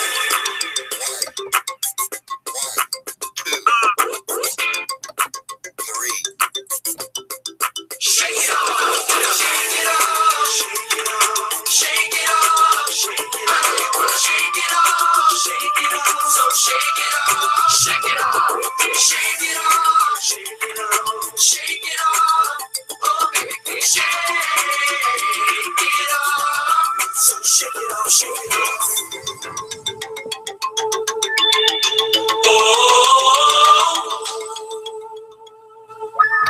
Shake it off! Excellent. One of the most underrated boy bands from the late 90s, early 2000s boy band era. That was Take 5 with Shake It Off. Mm-hmm. Apparently, So, yeah, they actually had 2 Christmas albums, which has to be some kind of a record. They had 2. Yeah, I mean, A lot of groups do a Christmas album. This group did 2. Mm-hmm. Didn't Backstreet Boys do 3? They might have. Yeah. When But yeah, I mean, everyone knows about Backstreet Boys. Everybody knows about NSYNC. But how many people know about Take 5?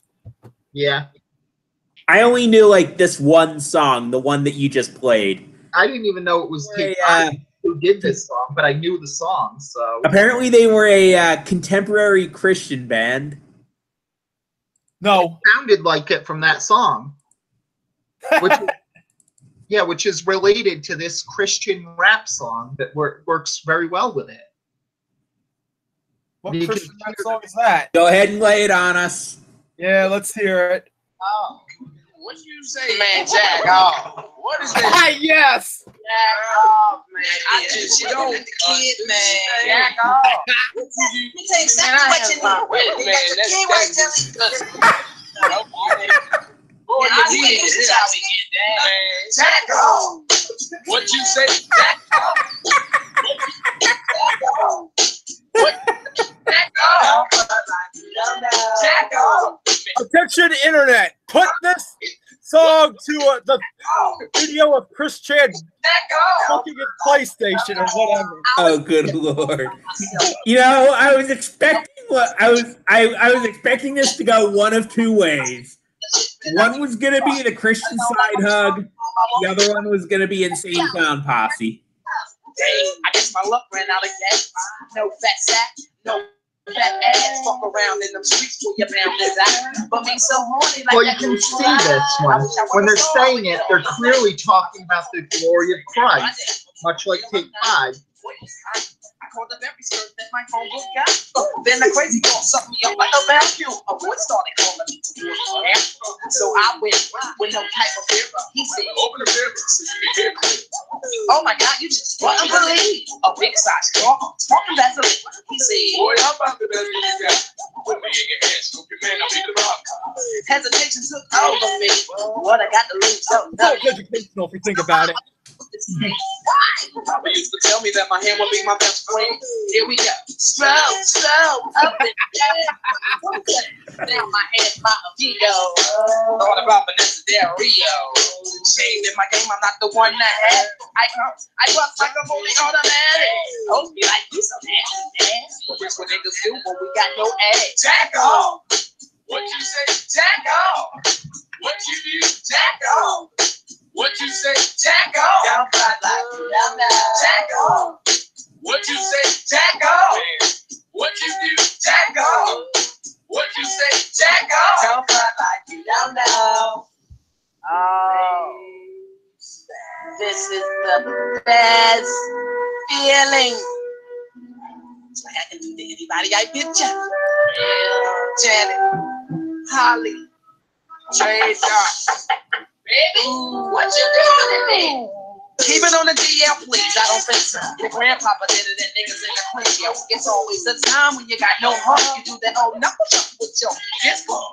Went on a date with Miss Holly, man. Mickey D's in the flick, everything was okay. Started out with that little hey, yeah, you know, like Lovers Lane, where niggas talking, crossing it all. Holly was 50, one too many Long Island. She's ready for the hit, and come out smiling. Said the kitty, I'd rather get my head full. Trying to make it me, yeah, I brush it in the red zone. So what's next? After my check, treat me like 5-0, serve and protect. Push down her face, in, didn't know about race. The one that was invisible, fucking up my Jimbo. Hold it high, stop it, brace. I'ma tell you how to relieve the stress. Grab my Willie, shake 'em about 50 times. I get the old one, 68, 69. Jack off. What you say? Jack off.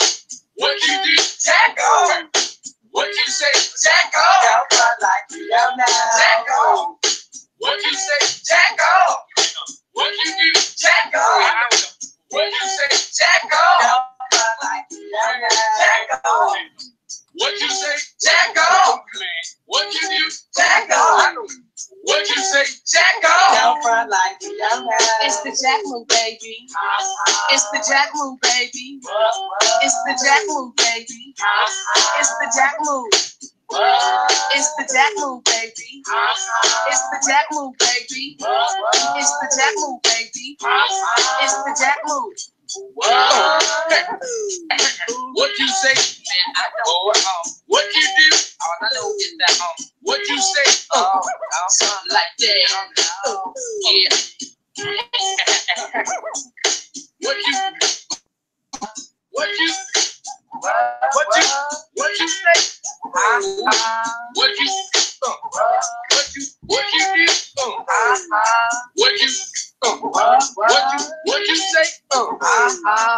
you down front like you don't know.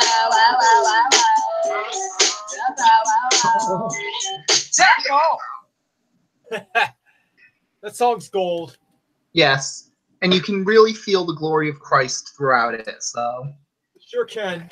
yes, much like Take Five's song there. So Right. Oh.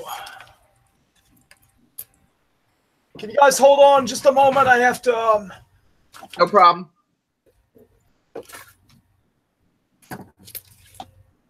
just double checking something here.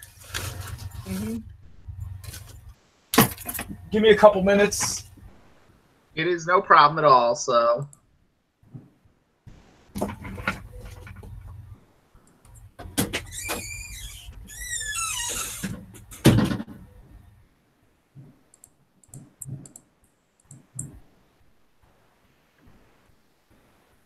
So do you think they're, well, I mean, obviously they're not, I was going to say, do you think they're ever going to have a feud between Riot Squad and Absolution? But obviously not, because number one, Absolution's already disbanded, and number two, they're on a different brand. Well, honestly, the biggest problem will be the fact that Paige retired outright. So, and she retired because she can't take a bump anymore. So that's probably okay. going to happen. But Mandy Rose and Sonya Deville may not be officially Absolution, but they're still basically effectively tag team partners, even if they don't actually have a name for it for some reason.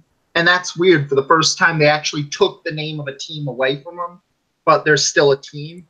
So I wouldn't be surprised if they fight each other for the tag titles. So, or in the thick of the tag division. So. Because if you think about it, there's the rumors of women's tag titles are red hot, and right now they have a lot of tag teams going for it. They've got Sasha and Bayley as a tag team. They've got the Riot Squad as a tag team. They brought back the Bella Twins. They have Alicia Fox and Mickie James as friends of Alexa Bliss.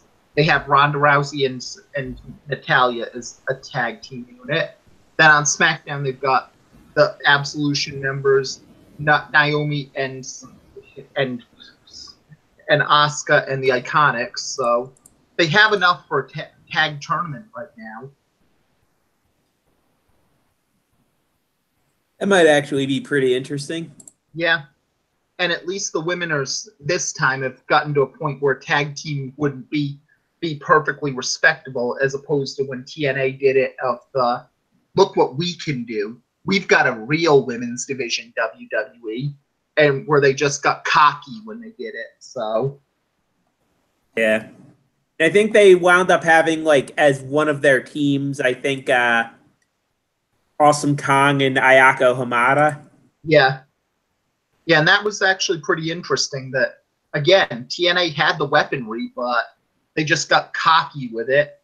And then you had the fact that people voted with their wallet and they said, we don't care about women's wrestling being serious women's wrestling. We just are watching because we think this will be the week the beautiful people take their top off. So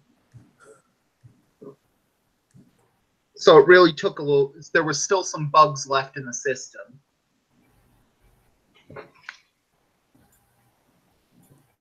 That's human nature for you, I guess. Exactly.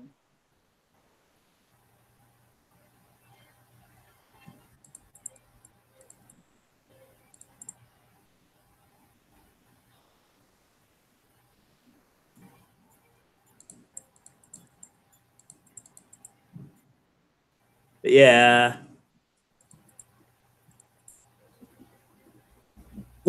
The next pay-per-view is that Super Show in Australia, right?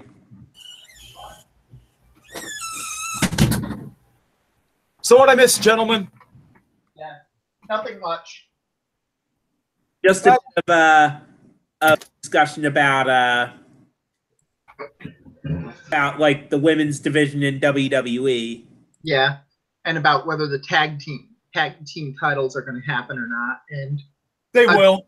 They will. Calling it now. There'll be something at the pay-per-view that announces it or something. And, you know, I think there's plenty of women. There's enough women to do a tag team division. yeah, Of course, not only that, people- but we were saying there's 8 tag teams already out there on it. Like, if you think about it, they've already got 8 just on the show on it. But even then, I think I've heard rumors that they have the Evolution card said, so. They do? Apparently from a couple weeks ago. I'm just saying this one. So, What's the main event? Well, let me get the leak from a couple weeks ago, but it may not be the exact one from this. But let me just see it right now. So, okay then. Rumors are that.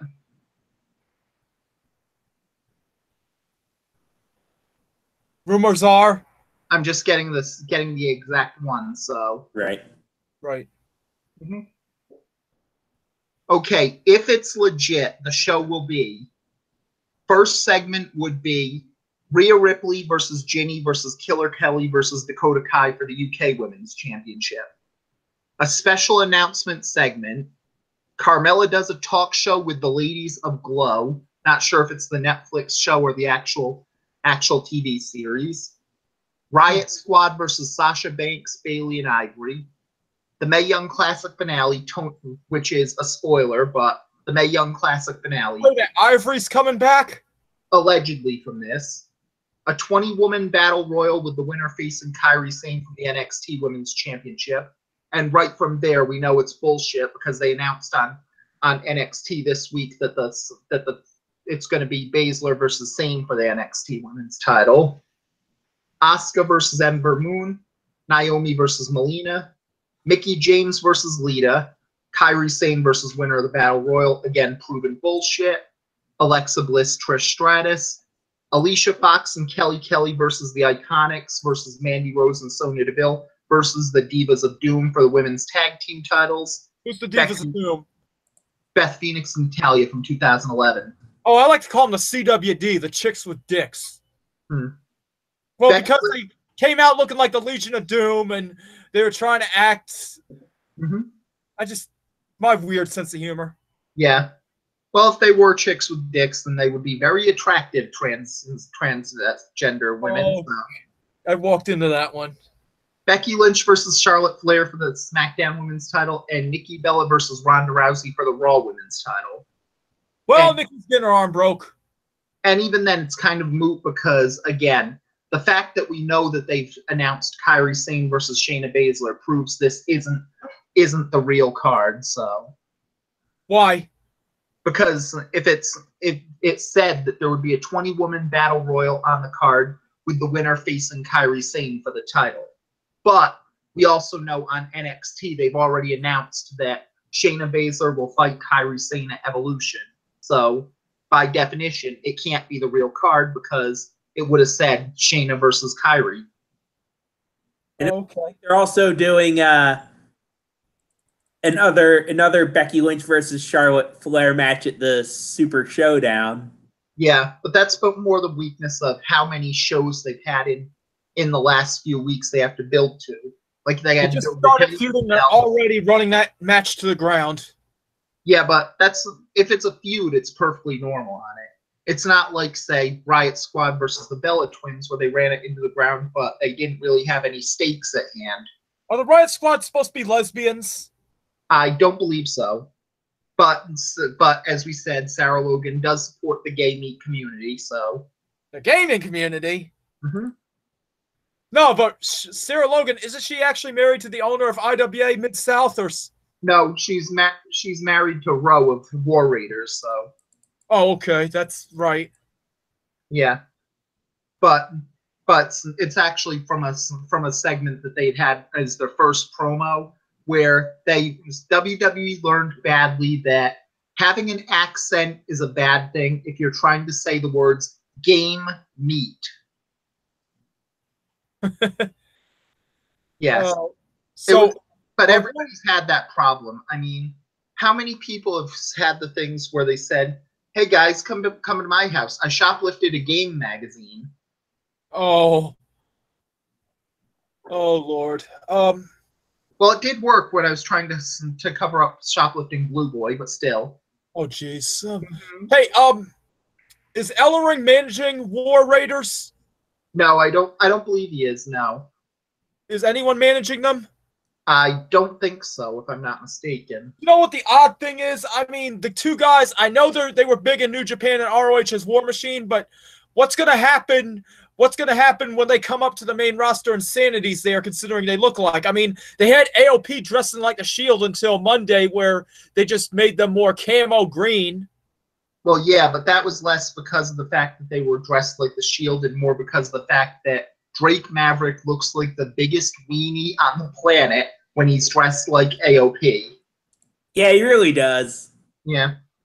And that's not a bad thing. Rockstar Spud was always good because he kind of looks like a weenie. But it's just so obvious when... What? He needs Aaron Rex with him. Yeah. And you didn't say it right. It's Aaron Rex! You have to sing his name because it's so beautiful. Oh. And somehow that was still better than making him, "I'm a serious wrestler here to wrestle because Impact is where wrestling matters." Like, bitch, we liked you because you were the stunt double. Don't try and pretend you're some wrestling matters serious guy here. We don't want that from you.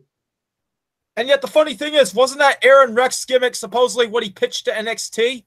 Well, yeah, because that's one of the weird things with all the bad gimmicks in TNA, that they do a lot of pet project gimmicks. And sometimes even they get good things out of it. Like, for instance, they got a lot of mileage and got a firm home run out of Pope D'Angelo Del Nero when Elijah Burke pitched the Black Pope out of it. They got a lot of mileage out of Prince of Punk Shannon Moore, 2 different times, in fact. They even had some moments with bisexual Orlando Jordan there. And yet, for some reason, Liberace Aaron Stevens just didn't work. What's he doing now? He retired to be an actor. Is he acting in anything now?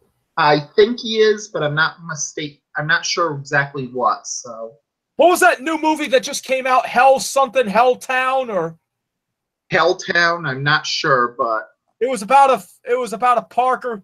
It's coming out, I think, this week. It was Hell something. Roach, do you know? Yeah, to look it up, but it's actually weird from what I saw on that one, because you'd think they would have made a horror movie based on Hell Houses long before this. And with that said, I think Sin Bodhi, a.k.a. Kazarni, would have been big in the WWE. They just never gave him a real chance. They just fired him after one match. Well, yeah, because he had a bad match at the worst possible time during the 2009 recession. So, and he said he didn't like the Kazarni character. He wanted to do it more freaky, like not babyface, but more psychotic. Yeah. Yeah, but there was a lot of times when Hellfest. That's what it was. Hellfest. That's it. Okay. Thanks, Roach. Yeah, but yes, they could have done more with Kazarni in that one, and they just didn't give him the right music for it, for things like that. And they could have done things that would work for the gimmick better, like.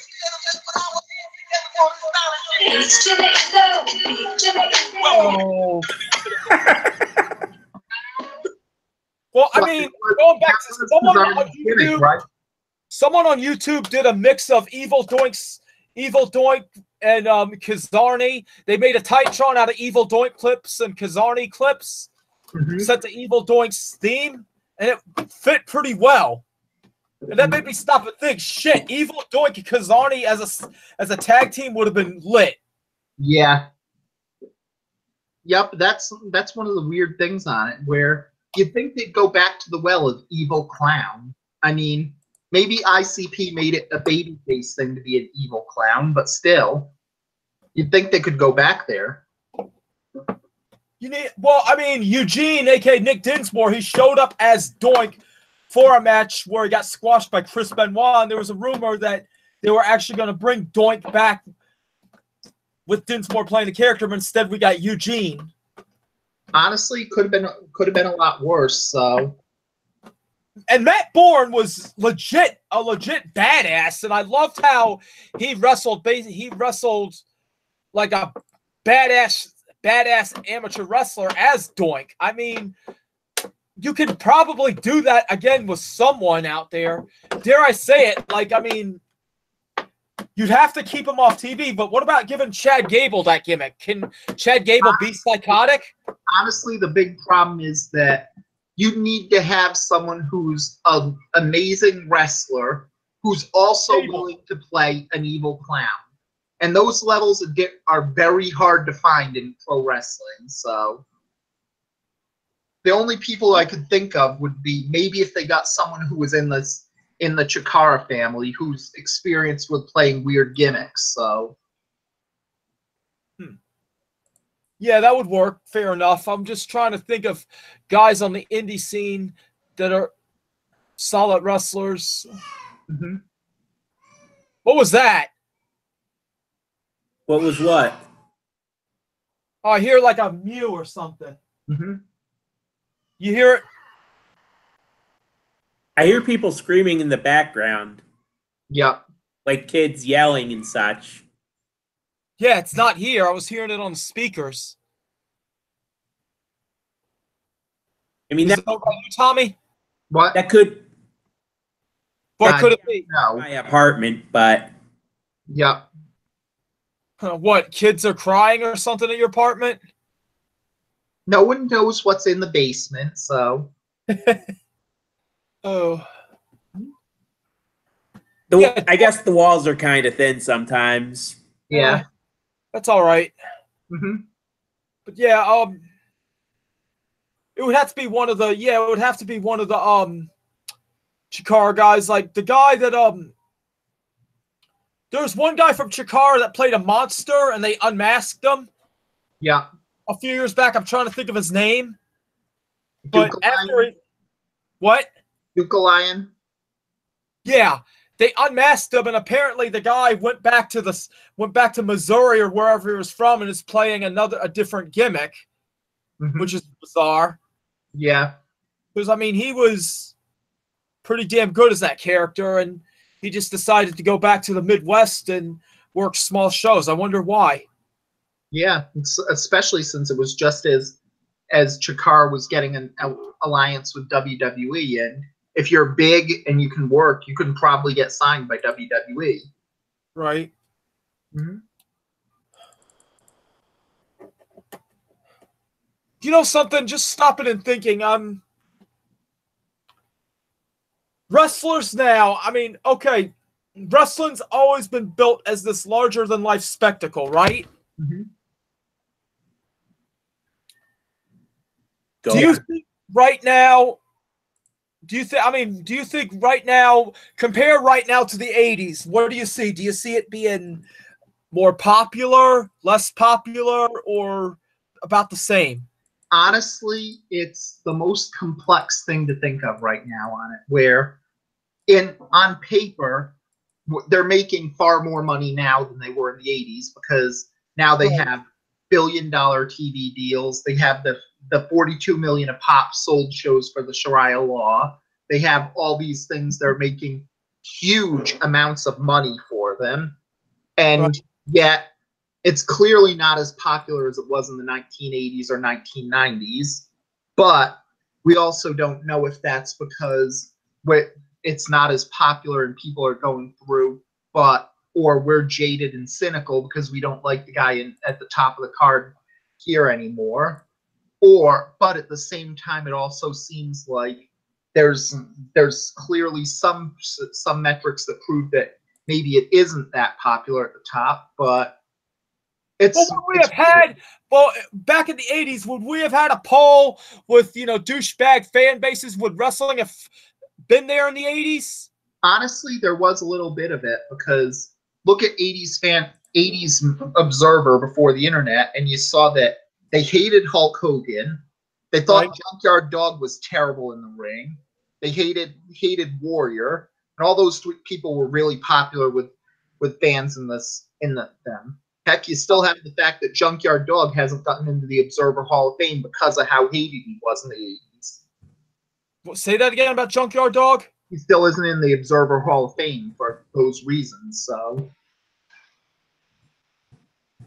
okay. Because Dave Meltzer hated him. Yeah. And yet, how popular was Lawler on the Observer and the Von Erichs?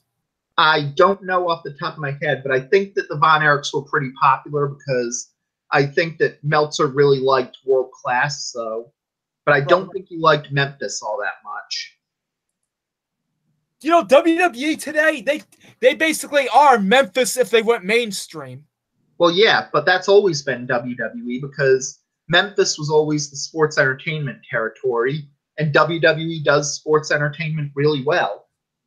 Yeah, and I mean, like, one of the most underrated lost stories in the 90s was USWA, like heel Vince McMahon and USWA. WWF trying to invade Memphis. Yeah. Oh yeah, did you just call it the McMemphis one? Because yeah, I was actually just about to say McMemphis myself, but yeah, also had like heel Brett and Owen. Right. It was not only that, but if you think about it, that would have been the absolute perfect thing for the modern era if they brought that back. Not because of the heel McMahon stuff, but because that was the perfect example of them getting a home team versus away team feud right. And really, that's how you save Cena and Reigns for the whole part, because you do it by you don't say that that it's Bizarro World. You don't say that the fans are going rogue or stuff like that. You just simply point it as this isn't their home court, and maybe one week it'll be in their home court, and the fans will be more willing to react to them, and that works perfectly. Yeah, I was going to say, like, some people believe that the Mr. McMahon character actually started in Memphis. Yeah. Like, it was a prototype for what was to come.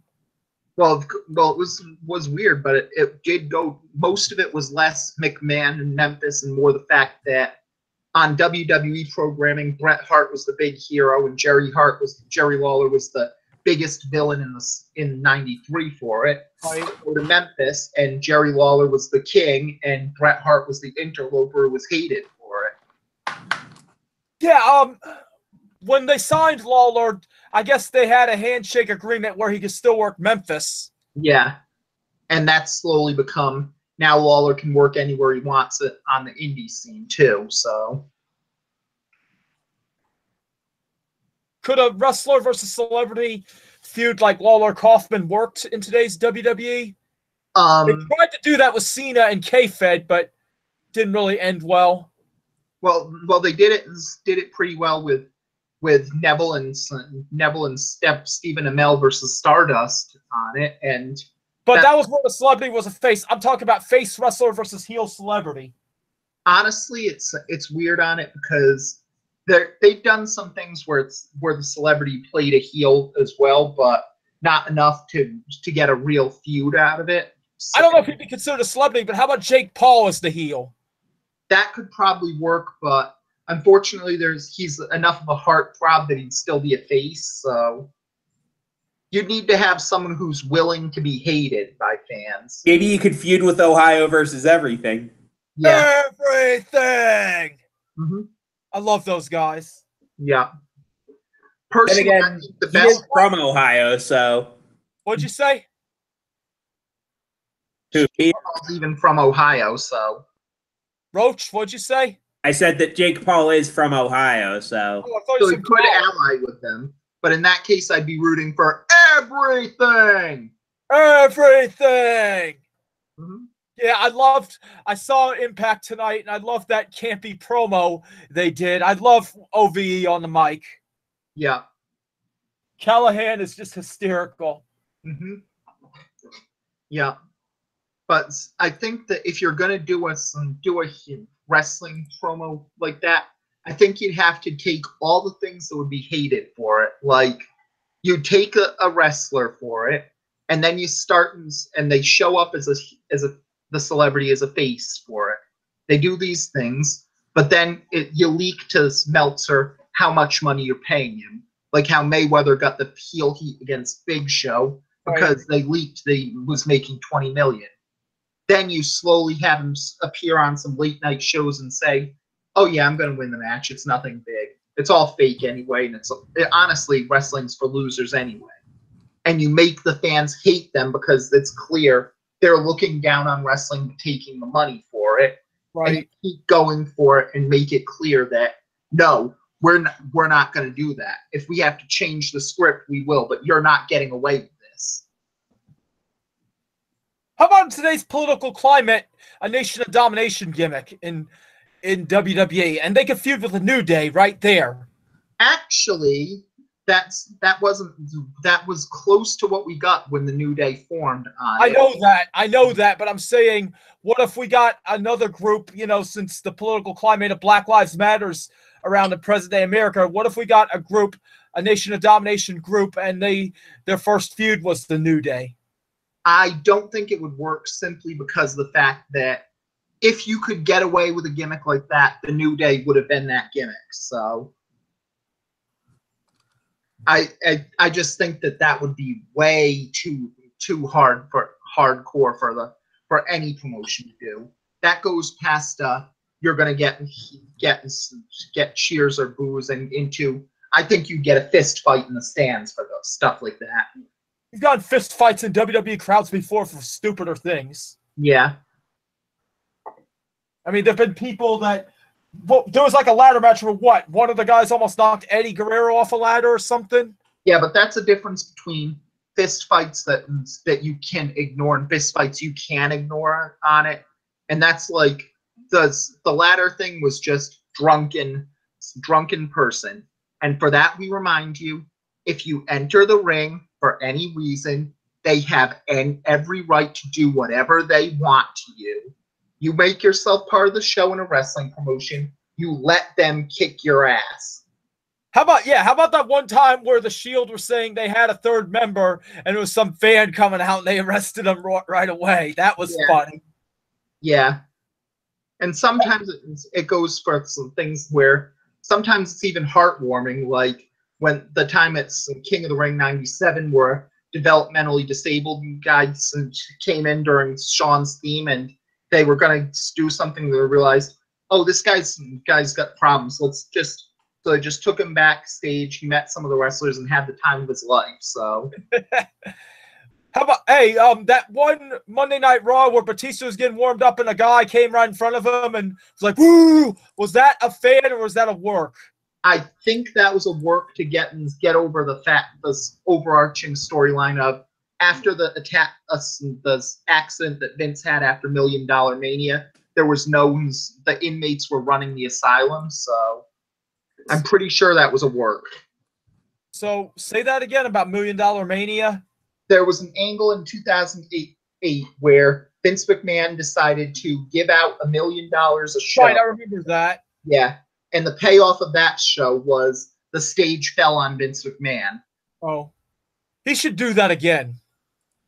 I don't know. Give away $1 million or have a stage. Yes, win $1 million. Mm-hmm. That should be a yearly thing.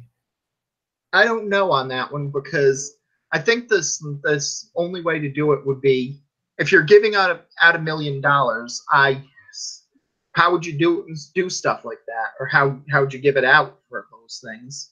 Well, how'd they do it last time? They did a phone-in contest, but apparently they call you and let you know we're going to be calling you, so keep that in mind. So, well, do it again like that. Yeah. If people don't pick up the phone, that's their own damn fault. Yeah. Like that episode of Tasmania where Taz was trying to win something and his number kept coming up and he was just taped up. Remember that episode? Yeah. Well, personally, if I was doing it, if you're going to give out $1 million a year to random people, why not just compare it with the Connor's Cure and Susan G. Komen for the Cure shit and just say, okay, here's a check for you personally. We're giving money to this charity as well, but we're giving you personally this check for X amount of dollars. Will they have to donate it to that company? Well, WWE will also donate it to the company as well, but they also give the survivors that they have show up on screen a check themselves. So Right. What do you think of that Connor's Cure stuff? I mean, I understand what they're doing. I understand, they're trying to put these kids out and make them feel good about themselves and put on a show, but does it seem almost patronizing to you? Well, it's weird because it's clear that WWE did want to do things for childhood cancer, and of course, you can't really blame them for that one. No. And honestly, it's also always going to be a gray area because remember, WWE's always been the biggest supporter of Make-A-Wish Foundation there is, and if they had someone say, my wish is to have an entrance like a WWE superstar or to be a WWE superstar for a day, then no one would bat an eye if that happened, just to let the kid have their wish that way. I just had a warped thought. I just had a really warped thought about Make-A-Wish. What? Go ahead. What if, now I'm spoofing South Park kind of, but what if one of these Make-A-Wish kids was like, I want to fuck Carmella? I think they made a movie about that, about something like that before, so. Really? Yeah. What was it called? I'm getting it on IMDb. But I think it was called One Last Thing, so. Interesting. Yeah, just getting it from there, so just to make sure it was the movie I think it was, but.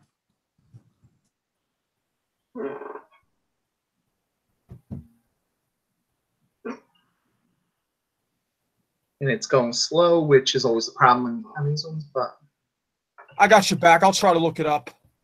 I've got it up now. So okay. Yep. It was called One Last Thing ... And one last thing ... Yeah, and I've got the IMDb up. So what year did it come out? 2005. What was the synopsis?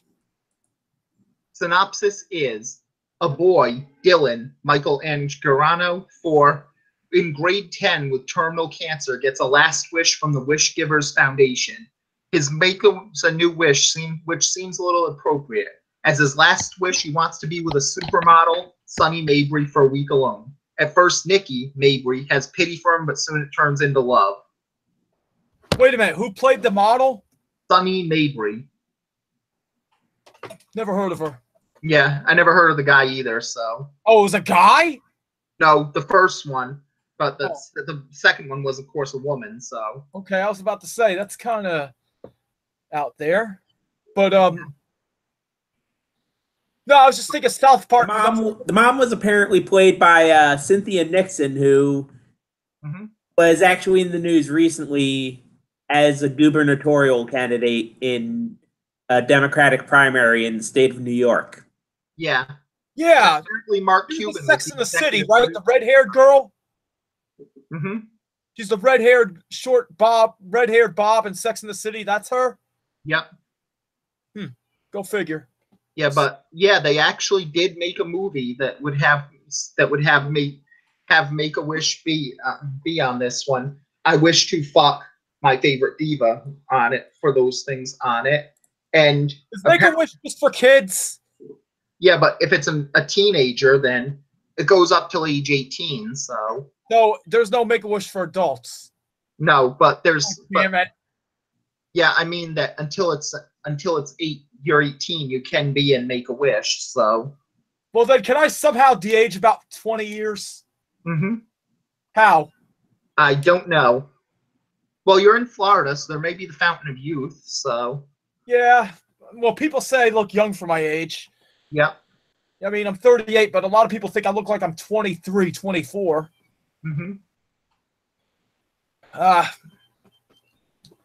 But no, I mean, I was thinking of South Park because I was thinking of the episode where Make-A-Wish came to the kid's house and they were trying to get him to meet Madonna, and Madonna was standing out the door when it was Kenny. Kenny was like, I hate Madonna. Yeah.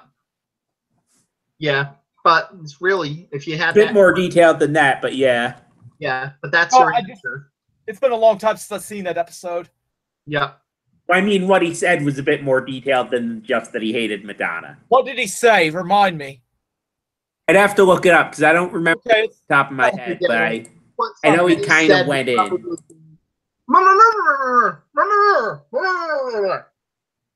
And it's funny how vulgar he is when you find out what he says.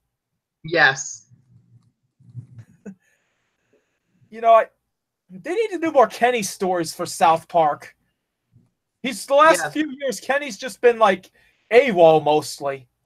Yeah, but that's really the problem, that they don't have that much to use with Kenny for the most part after they decided, nope, he dies every episode is kind of old, so. What? They made it so he can't die, and doing so they also explained why he came back every episode. But I love the episodes where he's Mysterion. Yeah. Those are always fun. Mm-hmm. And they made a game. They made the Fractured Butthole. Mm-hmm. And then they made I know. And they made another one, I think, before that. The Stick of Truth. They actually had, like, I think a 2 or 3 parter that actually led up to that game, sort of. Or at least eye into it. Mm-hmm. It's funny how in the Stick of Truth game they make Canada look like fucking Dragon Warrior. Yeah. That cracked me up. Mm-hmm. So Make-A-Wish is only for kids. Yeah. You know what? Was that an indie film that came out, or was it a big movie? That was an indie film, so. I could see, I am serious as a heart attack. I could see like the Fox Searchlight gang. I could see them taking that idea and making something raunchy like crazy. Yeah. I don't know who would play angry letters about it, though. What? They'd probably get a whole bunch of angry letters about it, though. Who fucking who? Tell that to the Make-A-Wish Foundation. They'd be the ones sending the cease and desist orders along with them. Yeah. So it's one of those we can't get too raunchy type deals. Yeah, but even then, there's still the case, like, you say something that's kind of like it, but it's not exactly the one, so Make-A-Wish can't sue. Like, for instance, that's what they did with one CW show, CW American Idol ripoff, where instead of getting the best singer, they voted for the worst singer, and so people knew that didn't know they were going for the worst singer, but when they William Hung should have tried out for that show. Yeah, but when they got these guys, people apparently made William Hung look bad, because at least William Hung had a pretty good attitude about it. Oh This yeah. was the terrible singers who are convinced they're the greatest singer in the world. Hey, that fuck clown! Hey, that fuck clown that was singing "Pants on the Ground." Where'd he come from? What show did they try out for? I think it was the 2010 season. You know what makes me laugh? I mean, no one gave a shit about baggy shorts until that asshole sang that song. Yeah. Well, at least that's because there were, for everybody who liked baggy shorts. If they didn't, they were just laughing at the fact that, yeah, it did come from prison. It was code that you wanted a jailhouse romance. Right. But, I mean, the streets took it. I mean, the people on the outside took it and made it their own. Yeah. So, I mean, shit. But, I mean, people talk shit, but all the rappers, all the hip hop kids back in the 90s, that was their uniform. yeah. But back to the point I was making on it. I think that's how they did it for them, where when they were making a show about the bad one, they knew that all the fans watching would be saying, "Oh, these are bad singers," and boo them. So before each segment, they told the studio audience, "You've heard of the Child's Wish Foundation? Well, they're all people in this one. So it's just enough for them to think, oh, they're Make-A-Wish kids. Let's cheer them so they're happy." Aha. So you don't say Make-A-Wish Foundation, but you say something that's close enough that everyone will assume Make-A-Wish Foundation. So it sounds like what Jimmy Hart did when he'd make music for WCW. Yeah. Fair enough. Mm-hmm. Well, we got the NBA preseason finally starting. Well, now tonight, technically. Yeah. So which games are starting the preseason? So Celtics Hornets, I know is going to be on NBA TV tonight. Yeah. Is Gordon Hayward playing in that game? I think he might be, but I'd assume they'd probably take him old tenderly to make sure he's back, so. Right. I know NBA TV is talking about how they think Boston's going to be the best team, them or Toronto. I saw like team previews for the Sixers, and they didn't think they were ready yet. Yeah.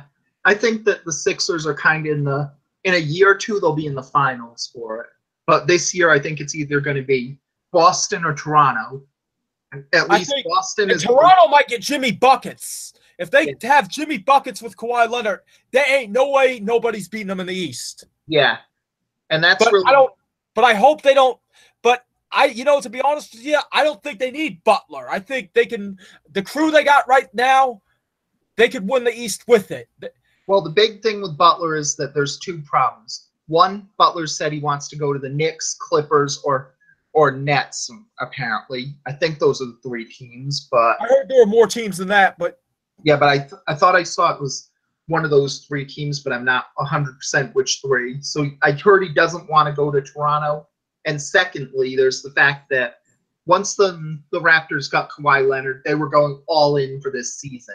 That's either we're going to re-sign Kawhi and we're going to be the team to come out of the East for the next few years, or we're going to lose Kawhi and we're going to tank.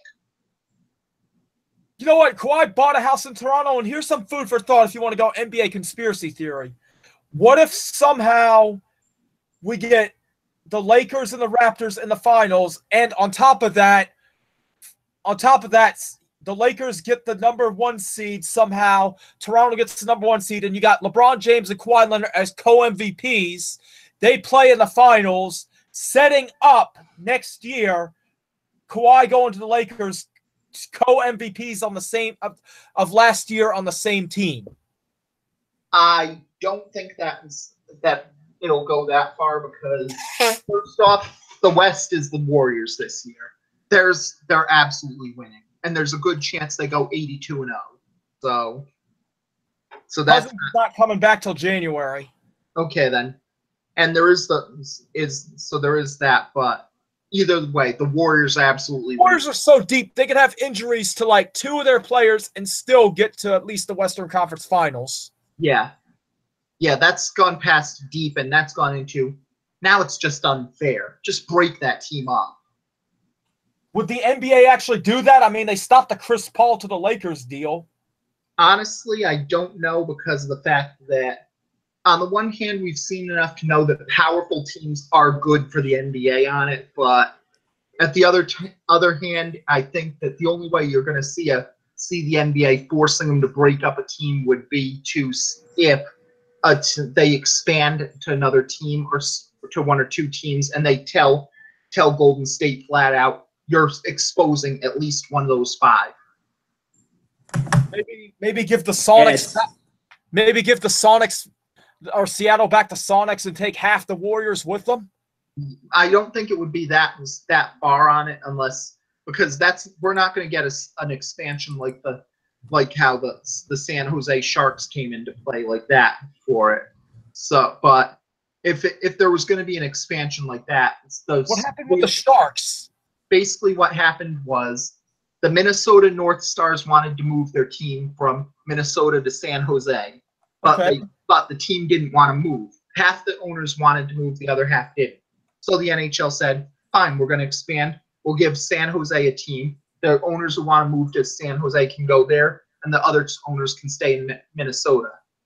Then they moved a couple years later to Dallas. But when the expansion draft happened, they said, okay, the former North Stars owners can take about 5 or 6 players from them, and then both teams are going to be in an expansion team. Okay. Because this wasn't as interesting or weird enough, this happened just as the North Stars made their run to the 1991 Stanley Cup Finals. So they were the reigning champions of the conference doing this. It would have been amazing if the Vegas Golden Knights won the title this year. Yeah. That would, yeah. Well, it was still kind of amazing that no wait, it was still kind of amazing that the Capitals won. Yeah. I think that had been like Capitals fans who are friends that I'm happy for them, but man, it would have been so cool if a first-year expansion team won it all. oh, absolutely. Yeah. I was just saying that it was kind of a big deal for like a different reason. Yeah. Yeah, and that's at least one of the pluses that I think it was first year since 2007. Whoever won it would be a first-time world champion. So, yeah, that's pretty cool. Yeah. So yeah, I mean the Warriors. I keep hearing rumors that the Lakers are going to get AD. Mm-hmm. I keep hearing rumors that AD is going to get traded to the Lakers during the middle of the season. I don't think that would happen on these ones because unless this would not happen because the Lakers don't have the weaponry to get Anthony Davis. So I'm very interested to see how the Lakers do this year. I think Magic and LeBron are trying to recreate the bad boy Pistons with their roster and the attitude. Is that the bad boy Pistons were a lot different than this because the bad boy Pistons were kind of thuggish and they were kind of rough end, but I understand that of the defensive juggernaut. Yeah, but they were all, and it wasn't so much that they were thugs, but everybody on the team was a scrappy, gritty player on this one, and the type of player who Stevenson. Yeah, that's really They had Bill Laimbeer, so yeah. JaVale McGee. Mm-hmm. I mean, I know he's not no Bill Laimbeer, but the potential is there. Yeah, but that's the difference because with what the Pistons did, they got a lot of gritty, scrappy players and built the team around Isaiah Thomas to make a team that would be able to go deep, have an answer for everyone, and could win like that. With the Lakers, especially Jordan, they're building a team around LeBron James in a team that they're trying to see if they can make LeBron James go on a shooting spree.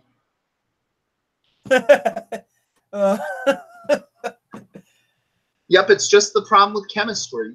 It's rule 1 of chemistry. If you have an if it works perfectly, yeah, I can see LeBron and Lonzo Ball both averaging triple doubles if it works absolutely perfect. Yeah, but with chemistry on it, the rule is if you have an alpha dog, you can get away with one this one head case on your team. But once you get two, they're gonna start hanging out, and when they hang out, they're gonna make the whole team toxic. You got like about 3 or 4 of them on that team. Exactly, and that's gonna be even worse because now you have not just two of them can hang out together, and not just two of other ones can hang out together, but you can make those two teams hate each other.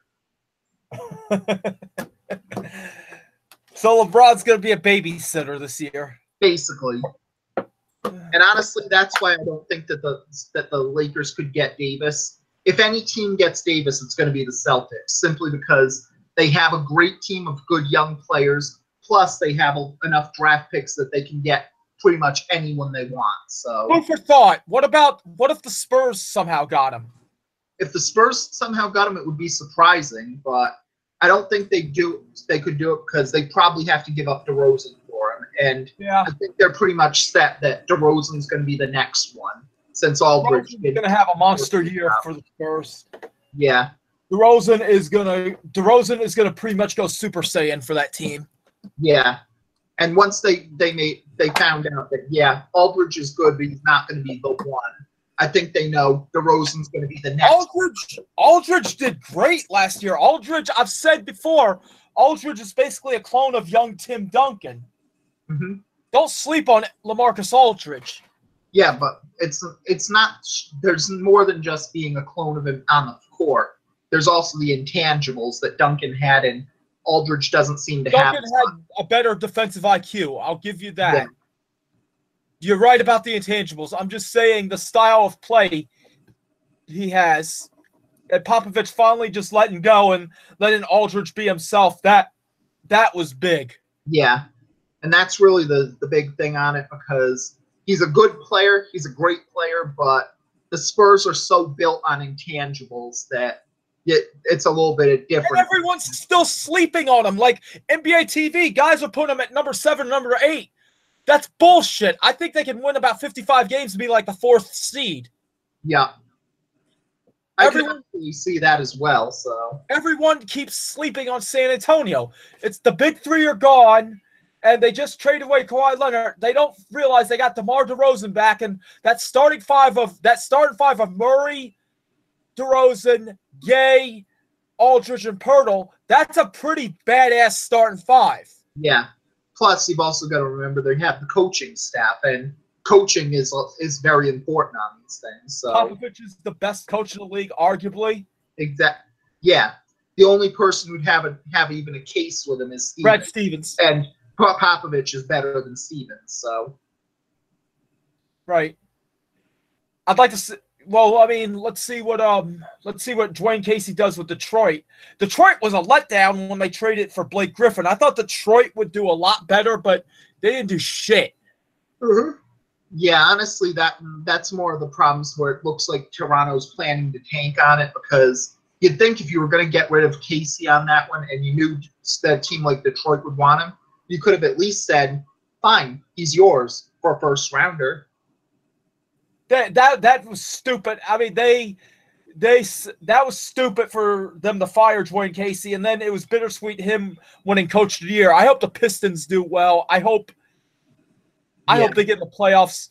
My Orlando Magic, who knows what's going on there? Everyone's so hot. Everyone's high on Mo Bamba, but I just don't see it. Mm-hmm. Yeah. What do you think of Mo Bamba? I think he has potential, so. I did see some clips of him playing one-on-one with Joel Embiid and I think Jason Tatum, and yeah, he did look like he had potential. Yeah, it's just weird because Bamba's in the level where with the Magic, it's always either if they have someone who's going to lead them to the promised land, there's no doubt about it. Like Bamba, there's good, but there's still that doubt. But right, I mean, everyone knew Shaq was going to lead them somewhere. Everyone knew Dwight Howard was going to lead them somewhere. And yeah. Bamba's a center with skills, but no one's hyping him up as that level. Yeah. Yeah, and if he had what it took on those ones, he's going to be good for them, but he's not going to be that good. He's not going to take over for Shaq or Howard. Yeah, I mean, they got a good player in Aaron Gordon, and Vucevic is all right. Orlando, Orlando, you look at the team, they have some solid players. They just can't keep a coach to save their lives. Yeah. But that's also because there's very few good coaches out there. So, well, how long is Westbrook out in OKC? He's going to have knee surgery, and they're going to reevaluate him, I think, in 4 weeks. Could he be out for the season? I don't know off the top of my head, but it would. It's very good that they signed Dennis Schroeder, though. You can't fuck around with a player of his caliber, though. So, but Schroeder will hold the ship together while he's out. Yeah. And I think Melo's going to shit the bed in Houston. More than likely, because Melo just doesn't have it to be a starter anymore. He's just a bench player from now on. So. Oh, he's starting for Houston. Yeah. And he's going to shit the bed. Mm-hmm. Nuggets. I want to see how do you think Isaiah is going to do with the Nuggets?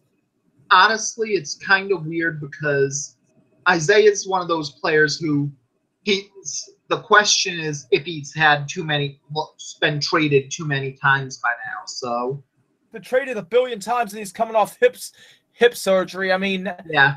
And you've also got to remember he's playing in Denver now. So you think he'll go FU mode though? Yeah, but there's also the case. There's a chance he goes into FU mode, but there's also a chance he was heartbroken by being traded from Boston. There's a chance he could come back from the hip surgery, but he's still really a smaller player. Once a smaller player has their hips go, they're pretty much done for.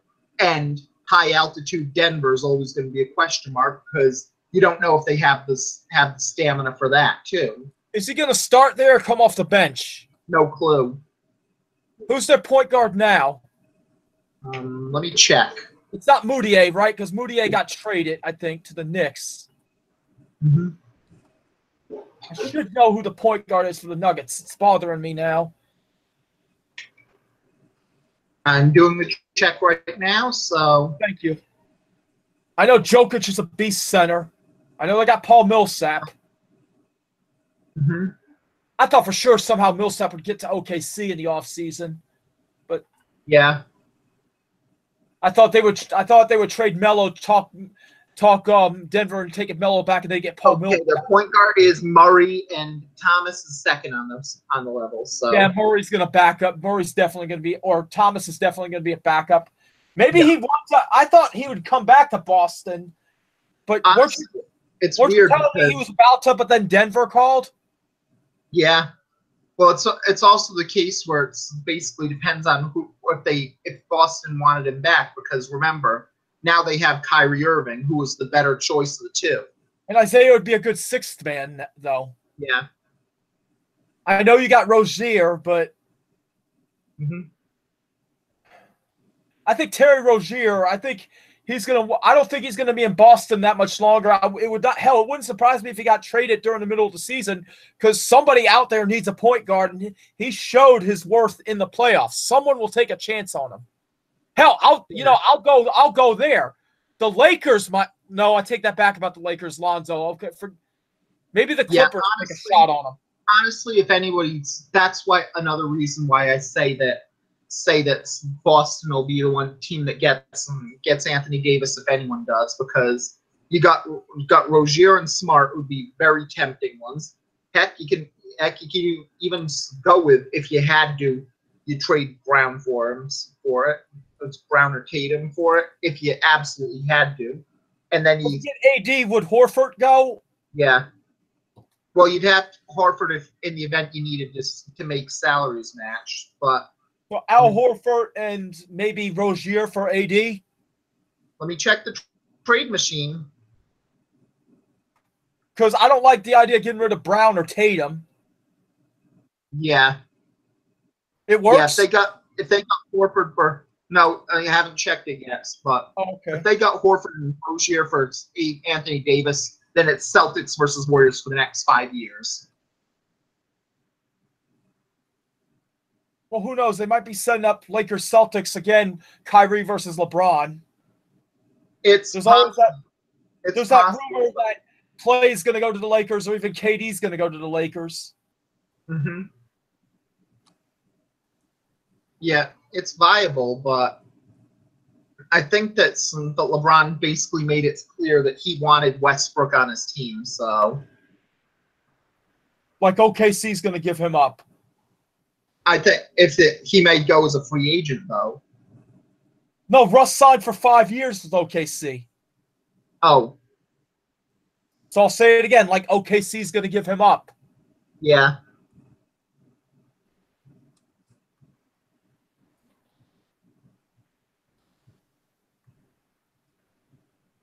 What's the trade machine say?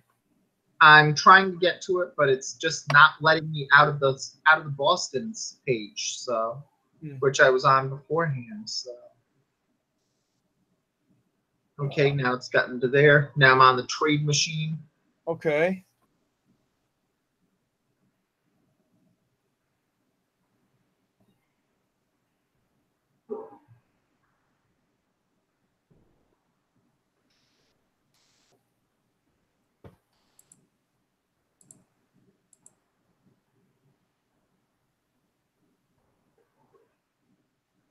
So is it going? I'm going, so they could do Horford for Davis straight up, but there's no chance New Orleans would do that. So No way. That's why I said Rozier and Horford. And Rozier and Horford, you need to get someone in exchange. So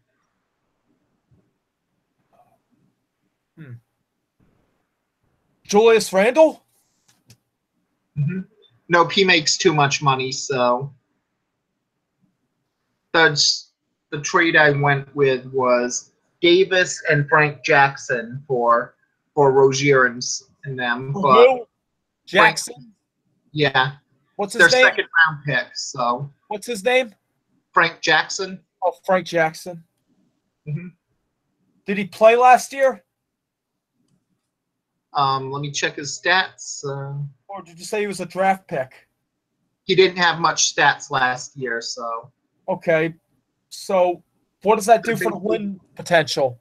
He'd basically be a warm body for him, so. No, I mean, what does it do as far as wins, that trade for each team? The Celtics get 8 more wins. The Pelicans lose 9 wins. Yeah. Yep. Well, the Pelicans, I mean, who knows? They might tank and rebuild. Yeah. And I mean, they ended the AD Cousins combo way too early. Yeah. I mean, I thought New Orleans was going to low key make some huge noise, but it's just they kept getting bad luck. I mean, what, AD got hurt the year before, and then last year Cousins got hurt. Yeah. I mean, and Rondo was a solid point guard for them. Yeah. What if so? I mean, and then there's that rumor about Clay and Draymond for AD. So what if you have the new Twin Towers in Golden State on top of Curry and Durant? Holy shit! Yeah. If they did that, that would be weird on that one. But I think that Clay and Draymond are important enough that would hurt the Warriors more than it would help the Pelicans, because the era of the Twin Towers is basically over. Yeah, they know how to play them. In the era of a team like the Warriors or the 09 Magic, where there's just a lot of good shooters who have an answer for everyone, and you can't guard any one player. You have to double team every guy on the court. Right. It's the new era. And like I said, it's gonna, and you know, that's another thing. When I was watching the Bad Boys documentary, first, I forgot to say this earlier. Kid Rock is such a good narrator. Yep. Did you watch the Bad Boys documentary? I didn't, but I could buy it because even if he's not a good singer, the guy has a good enough voice. Dude, probably Kid Rock. I was blown away at how great a narrator he is. I mean, yeah. I'm thinking that guy was like on Morgan Freeman level. Yeah. I am dead serious. Yeah. Well, you think about the Bad Boys and how they did the Jordan rules, and they were just physical with them. And they basically, with Jordan, they made him go one way where all this help was there to gang up on him. I'm thinking with LeBron and Magic trying to recreate the Bad Boys, the theory is make a physical team to get in Curry's face, to get in Thompson's face, to get in Durant's mug. I mean, I see the theory. Yeah. And I'm thinking a team like that will be the kryptonite for Golden State. It's just a question of, can you get the right elements? Yeah.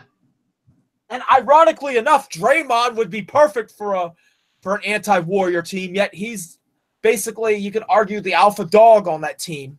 Yeah, as far as spirit. Why they know they can't get rid of him, because he's the type of guy you need to make sure that even if a team like that, it does come into play, you have someone who can play them too. Well, you know, Steph Curry has evolved Steve Nash with much better D. Klay Thompson has evolved Reggie Miller. Kevin Durant, after this past postseason, he's Michael Jordan in platform shoes. Draymond Green is the reincarnation of Rasheed Wallace, except he's a little shorter. And, you know, Cousins, you just had to scrub most of the time at center, but now that you got Cousins is just your very good modern-day NBA center. I don't know who to compare Cousins to. Yeah. Have you got any ideas of what Cousins is an update of? No idea whatsoever. We'll just go with great current-day NBA center. Mm-hmm. I didn't even know Kristaps Porzingis was out with an ACL injury and no timetable. Yeah. I hope he comes back and is doing just as good. There are people making rumors that KD was going to go to the Knicks, the team with Porzingis. Mm-hmm. What do you think of that? Do you think that's bullshit? Who again? Durant to the Knicks when he's a free agent to team up with Kristaps Porzingis. Way. The Knicks mean nothing anymore on it because they've been bad for too long on it. The well is poisoned there. They've got to remember that there's no good reason for it. It's not a team with tradition. The Knicks usually suck. It's not a team that has some legacy for it because they only had one or two titles in their career, and most of them were just fell short. There's the city. New York City doesn't mean as much to a lot of players as people. How does Brooklyn have a team and they're just a borough? Yeah. How does Brooklyn have a team? Well, be fair. New York is a big basketball city, which is why people want. I mean, I'm not trying to be a dick about it. It's just Brooklyn's a big borough. I mean, when you think about big cities, Brooklyn's not thought of as a big city. I mean, I understand it's a hub. Am I missing something? It's kind of like how you had the Brooklyn Dodgers and the New York Mets. Oh, Yeah. of course, yeah. Yeah, and honestly, New York City is a big enough team that I don't think it's a hot take to say all five of the boroughs could support an NBA franchise. Bed-Stuy? Brooklyn, Bronx, Queens, Staten, and Manhattan all could support a franchise, in my opinion. Oh God, you know what I just thought of? Okay, you know how Miami had those badass Vice jerseys everyone is talking about? I remember reading on some forum, I think it was the Reddit NBA forum, someone said they should have matching tracksuits with those jerseys, like they'd be with cufflinks or something. Not cufflinks, it was like rolled up cuffs, or I forget what it was. Now I just had a scary thought about a Manhattan basketball team. They could have suits where they look like all the they could have warm-up suits where they all look like 80s yuppies. Like American Psycho type shit. Being fair, they already have it. The Knicks are Manhattan's team, so. Now I'm thinking about like how I read a long time ago, they said the kinkiest women in the country, in the United States, are from New York. That shocks me. I mean, you're telling me New York over Los Angeles, over Las Vegas? Well, yeah. How? New York's full of uptight motherfuckers. Well, you got to understand something about kinkiness. Sort of goes hand in hand with outward, prudishness. Yeah, look at Japan, for example, on it. They're one of the prudiest countries in the world on it, but their tastes are kinky as fuck. Yep. You could You could just stumble into some anime that you think's for kids and then have a surprise when you get home. Yeah. Japan, I mean, there's a lot of things that you just say, what the fuck about? You want a perfect example of what the fuck? Milo and Otis came from Japan. Mm-hmm. And it was supposedly like a pet snuff film, marketed as a children's movie in America. Mm-hmm. That just makes me sick. I mean, every time I think about that, I just want to hug my cats. And I just want to give my cats a big hug and just, keep everyone away from them. Yeah. But I think we've pretty much talked about all that we can on this one, and it's 2:37 now. So yeah, wow. This is pretty much the end of this week's episode. So tune in next week for Whacked Out Wrestling. Later. Later. See ya.